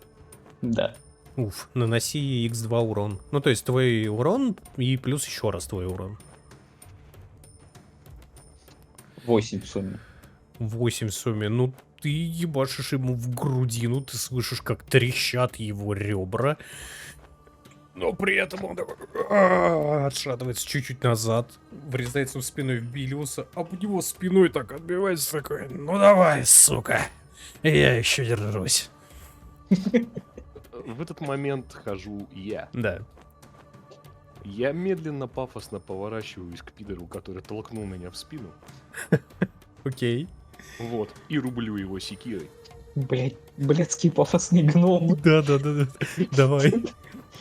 Итак, удар секирой. 4. Ты хотел ударить, знаешь, пафосно, ну, пафосный дворф с разворота и просто не рассчитал, и просто рядом с ним секира просто сделал, блять. Примерно так и было. Вот. Теперь ходит как раз вот этот вот с уязвленным грудаком. Он все еще продолжает атаковать жреца. Он пытается ему... Сука, ты какой же ты мудак. Он пытается тебя уебать. Спотыкается и просто ебалом летит в говно. Просто падает. Одно ребро сломанное. Из-за того, что он упал на какую-то деревяху, просто вонзается глубже. Протыкает ему легко. Он хрипит и наносит себе, сейчас скажу сколько. Он умирает. Это было не легкое, это было сердце. Он просто умирает. И умер. Вот. Второй просто, который въебал Моргенштерну, который выпадает в кишки. Он такой, да что ж вы, суки, творите, блядь? Пытается въебать одной рукой сразу по вам обоим, знаешь, с разбега. Вот так бежать и бить рукой. Потому что у него есть массовая атака. И И он попадает. По каждому из вас. Записывайте урон. Дворфу он наносит 1 единицу урона, неплохо. а жрецу 5 урона. Ну, то есть тебя он просто бьет в грудак, пробегая, а вот Фильн уже прямо, блять, в голову, в рожу заряжает сатире, бам! Резко разворачивается, там видно, как в слоумо кишки вылетают и залетают обратно. Я держу, блядь, все в себе. И стоит, блядь, готовый к бою. И теперь наступает ход Билли. Ну, Билли понимает, что другого выхода нету, и начинает ебошить его секирой. Давай. Итак, удар секирой. 17. Блять, я так не понравилось, что тебе ебали в грудь, что ты просто... Ну, сука, блять! Там порвана кольчуга. То есть это было больно. Ты со всей дворфской грацией разбегаешься. Я пафосно размахиваю секирой. Да, и наноси урон. И урон 5. Ты вонзаешь ему секиру в плечо. Но он такой... Все еще не упал. Выбивает рукой за секиру. Давай, блядь. Филь, твой ход. Пидор? Я хочу ударить. А ты ему говоришь, что он пидор? Он такой, типа, сам пидор. Я сотворяю на себя указ. Ага. Словами «ща тебя въебу». И бью его. Прямо бонька, выжиман. Да. Давай. Погоди сейчас. Блять, я по нему не попаду. Ну, даже с доп-костью? Да, 4. А ты единицу выкинул? На кости единица, на допе 3. Ты бьешься по коленке просто на самом деле. Блять, сука. Единичку урона можешь себе задать за это. Что ж. Билли. Мой ход. Да. Я пафосно бью его секирой. Еще, ты знаешь, ты так отошел, типа, первый раз не получилось, такой берешь разгон, ну, сука, теперь точно, блядь. Давай, кидай атаку. Удар секирой. Как будто, знаешь, рядом стоит оператор, и режиссер сидит такой, да, еще раз. Да, еще 19 удар секирой. Ебой, у тебя опять со всей дворфийской грацией получается разбежаться, замахнуть топор и... И в прыжке. И урон 10. Ты подпрыгиваешь, на 10 сантиметров над землей, блядь. Вонзаешь ему секиру в шею, просто разрезаешь до пупка. Ты видишь, как кровище хлещет, он хрипит. Жреца всего замазывает кровью, потому что вся кровь хлещет в него, блядь, а не на тебя. И ты такой вырываешь секиру, такой... Да, блядь. Бой закончен, вы победили. Change the music, please. Да, ты прав. В общем, загасили пидоров. Да. Ну, С правда, учетом, один что сам себя. мы понимаем, что Моргенштерн это достаточно дорогое и редкое оружие. Да. Надо бы осмотреть то, что у них есть в палатке. Да. Есть Я- одна проблема. Моргенштерн улетел и врезался в дерево на высоте где-то 2 метров. Да хуй с ним, надо посмотреть, что в палатке есть. Мы просто, да, пиздуем в палатку. И осматриваем вообще их лагерь. А в палатке вы находите странные наручи с какими-то крестами, вышитыми на них. Ну, не вышитыми, а выгравированными, да? И можете кинуть анализ, чтобы попытаться понять, что это. Давай. Анализ 14. Анализируй. Дворф, ну, все дворфы известные ремесленники, ты берешь наручи, с пафосом их так осматриваешь, такой. Это наручи охоты. Они дают +2 к стрельбе из лука. А из арбалета? Из арбалета нет. Хуёво. Такой, знаешь, не, из арбалета не получится. У меня нету навыка стрельбы из лука, у меня есть навык стрельбы из арбалета. Нет, ты можешь. Вы, кстати, находите там рядышком еще короткий лук. Эльфийской работы, между прочим. И 4 золотые монеты, аккуратно запрятанные в такую шкатулочку. Шкатулочка ничего не стоит, если что. Ну, все равно неплохо. То есть мы в плюсе на 4 монеты из золота. Да, вы можете разделить его между собой Да, по 2 брата. золота, да, на Ну, брата. эльфийский лук. И, собственно говоря, вот эти наручи. Да. Филя, я предлагаю тебе взять эльфийский лук и надеть наручи. Будешь Он жрец. отстреливаться. Нахуй оно мне надо? Максимум, чем вы можете себя отстрелить, это ноу. Логично. Тогда отдадим Я это- пока лук буду заряжать, блядь, я либо тебе в жопу попаду, либо себе ногу Вы проткну. можете продать эту всю херню, на самом деле. либо продать, либо можем временно отдать Азам. А, он же тоже хуёво стреляет. Он Тогда- дебил. Он Давай стреляет в заберем, там основном где-нибудь загоним. табачок у других караванщиков. Да. Поэтому ныкаем, чтобы потом продать. Вот. В принципе, возвращаемся обратно. За Моргенштерном не полезете? Нет, Да нахуй нужен. А, ну, как хотите. Ну, вы успешно спускаетесь обратно по дороге. ну как успешно спускаемся. Вот. У жреца минус 5 хп, Я не помню, Вот. сколько жреца. минус 5. Он весь в кровище. Потому что его- Подожди, это будет отличный момент. Я сейчас с точки зрения Азама расскажу. Вы Давай. просто на вершине холма в полумраке в свете луны появляются 2 силуэта. Азам прищуривается, смотрит и видит просто кровавого жреца, который вытирает кровь с лица, оставляя отпечаток пальцев на этой кровище, держа молот в одной руке, щит в другой, с пафосом, переминаясь с ноги на ногу, кое-как спускается. Рядом с ним идет двор с секирой, с которой, держа ее на плече, с которой видно, что капают капли крови, тоже весь какой-то взмыльный, измазанный, прихрамывый, и они направляются к нему. Он понимает, что это победа, но смотрит на вас с ужасом.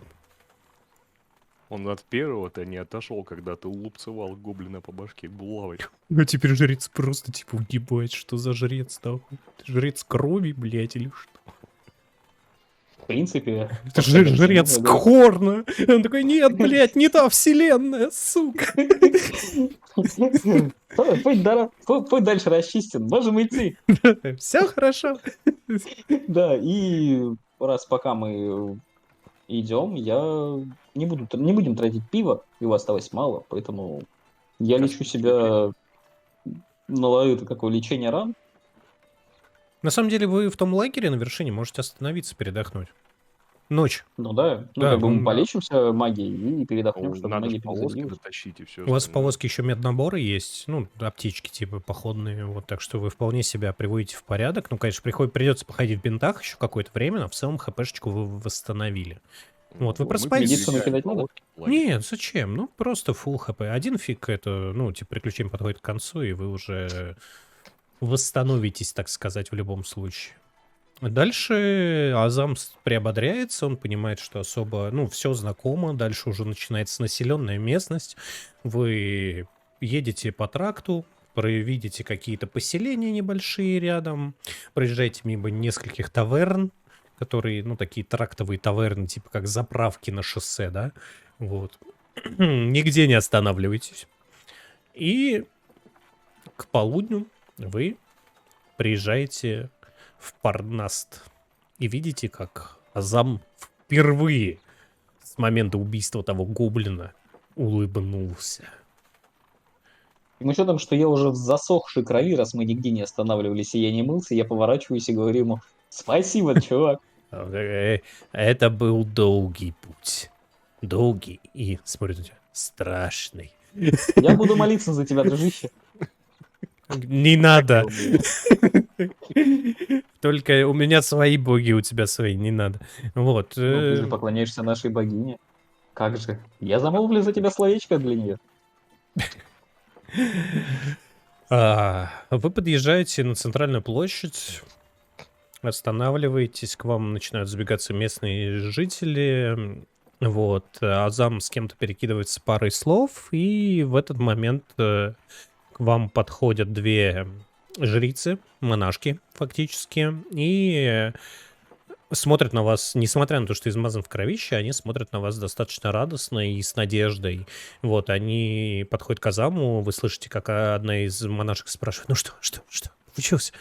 Тот такой: да, все в сохранности. Вот, и одну повозку вместе с вами, она подзывает вас тоже, и Азам вас зовет, подходите к ним, и вместе с одной повозкой, в которой как раз-таки лежит эта статуя, вы подвозите ее к зданию, напоминающую монастырь, святилище, вот. И из здания выходит женщина, одетая в очень богатую, дорогую такую рясу. Вы понимаете, что это местная главная жрица. Вот она подходит к вам, говорит: добрый день. Меня зовут Чандра. Я жрица Малики. И я бескрайне благодарна вам за то, что вы сумели доставить статую в целости и сохранности. Это очень важно для развития этой деревни и для всех жителей. Спасибо. Я говорю: да проведет тебя Малика, и кланяюсь ей в низкий поклон. О, она это оценивает и даже улыбается тебе и шепчет какое-то благословение, которое ты понимаешь, и понимаешь, что это благословение, и типа такое от верховной жрицы благословение, это типа заебись. А я Воодушевление? Ну, краснею, это типа, случайно это не смотрю на воодушевление, это именно благословение, вот. И она что-то шепчет своим монашкам, они куда-то убегают. Спустя какое-то время неловкого молчания одна из монашек приносит поднос, на котором лежит кошель с золотом. Говорит: это ваша награда. Спасибо, что доставили статую. Премного благодарна вам. А я Хотели бы... краснею и смотрю на пол. Я засмущался. Ау. Красивая жрица. Ну, она Мы красивая, приносим, мы приносим свои извинения за то, что мы в таком виде. Нам бы где-нибудь помыться, да поесть. Главное, что вы сумели доставить статую. Я дам вам приют, мой монастырь распахнет свои ворота для таких путников, которые совершили невозможное и сумели довести эту реликвию до нас. И вы сможете помыться, покушать и все, что захотите. Ты видал ее И вы, жрицу? блядский гном! Вот, а она, типа, уходит, дает монашкам распоряжение, чтобы для вас подготовили кельи. Ну, кельи, это, типа, блядь, не таверна, тут придется ютиться Ну, на нормально. чё. монастырских условиях, но, тем не менее, у вас действительно получится помыться, поспать и отдохнуть, привести себя в порядок. Вот, и в этот момент, когда она ушла раздавать указания монашкам, вас зовет к себе Азам. Эй, дорогие, еще дело есть. Ну, вы подходите, реагируете? Я не? медленно достаю секиру. Блять. Он такой смотрит на тебя. Нет, не такое. Нормальное дело. Мы доставили, все, пойдем, отдадим еще часть. Ну, вы Хорошо, выходите на пойдем. улицу, вместе с ним подходите к остаткам вашего этого каравана. Там еще одна телега, в которую, ну, со статуи скинули. Ой, фу, какая, блядь, еще одна. Там ваша телега, которую забили под отказ продуктами. Ну, то есть поверх ваших бочек с пивом все валяется, да? Вот, подбегает мужик такой тучный, веселый, бородатый. Такой, о, Азам, братишка, здорово! Как хорошо, ебать, как я долго ждал. Жратвы вообще нет, пиздец, ниоткуда не везут. Это что, бухло? И смотрит на ваши бочки. Это не просто бухло. Это великий целебный эликсир. Он такой, ебать, а это нам. Азам такой кивает, типа, ну а чё продаете? Вот вам Да. деньги. Деньги за доставку. Спасибо, что еду привезли. Блять, с Азамом потом рассчитаюсь. В пизду, он NPC, на него похуй. Вот вам бабло, короче, сует вам кошель. Вот Азам стоит, смотрит просто в ахуе.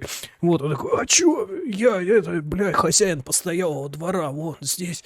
Типа, блядь, давай ко мне, нахуй, на ночь. Я вам, бля, поляну накрою, вся хуйня. Вообще, блядь, как дома гости будете. А за пиво как раз за ваше поговорим. Я медленно Мы- достаю секиру. Блять. Он смотрит Я на тебя, останавливаю гнома он смотрит на тебя жестом, просто типа, в непонятках. Типа, Давай, остановись. он максимально излучал дружелюбие просто. Типа, он прям вот. Типа, останавливаю гнома.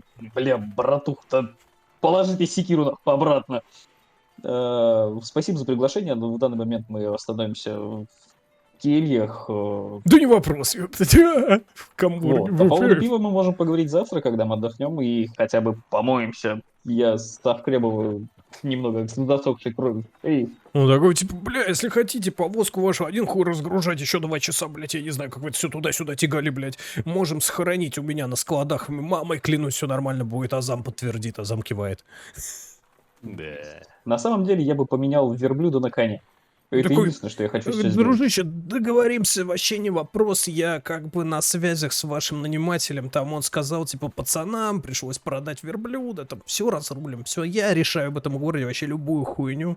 Если что, бля, все нормально будет. Тогда нам стоит вечером с вами переговорить. Такой, лучше утром, блядь. От вас воняет, блядь. Вы все в крови, у вас нахуй. Тогда пиво не трогайте, и завтра мы об этом поговорим. Мамой клянусь не буду. Иначе я спущу гнома с цепи. Хорошо, секира, зачет. И он, типа, это как его уводит ваших верблюдов вместе с этим. И Азамат подходит к вам, говорит, Какой Азамат? Азам, блядь. Подходинов. Азам подходит к вам такой, ну что тут? Это был сложный, кровавый и очень долгий и страшный путь.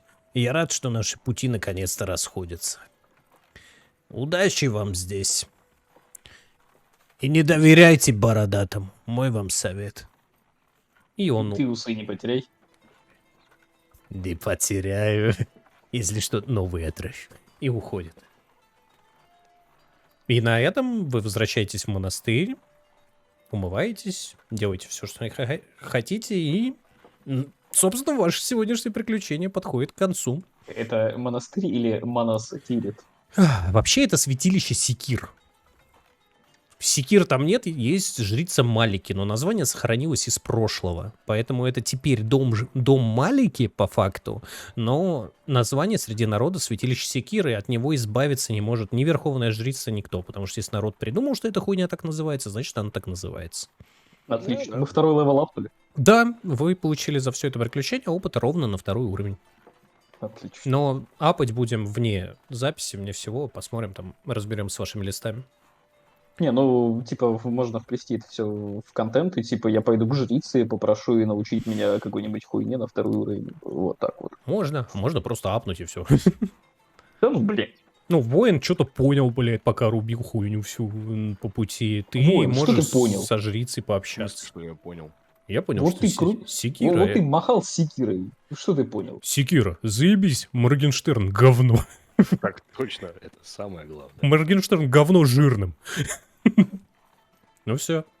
Ладно, если кто-то смотрел это в записи смонтированной, всем спасибо. Я на этом моменте тогда вырубаю. Вот, надеюсь, всем понравилось. Подожди, как же заключительные слова от участников? Ну, Героев, давайте, так блядь. сказать. Вещайте. Герои, блядь. Ну а что, у нас вот Не-не-не, говорите, все, я попрощался. Всем спасибо за просмотр. Молодой боевой Пишите, жрец, типа... который Если я выложу это лупцует. на YouTube, пишите комментарий. Ну вот у нас есть молодой жрец, который любит лупцевать гоблинов булавой по голове. Ну вот. Да, Есть, все, если кто-то смотрел, я думаю, они в курсе. да. Мы исправимся, крови будет больше. Всем Да, спасибо. ёб твою Да. мать. Пойдем в Вархаммер.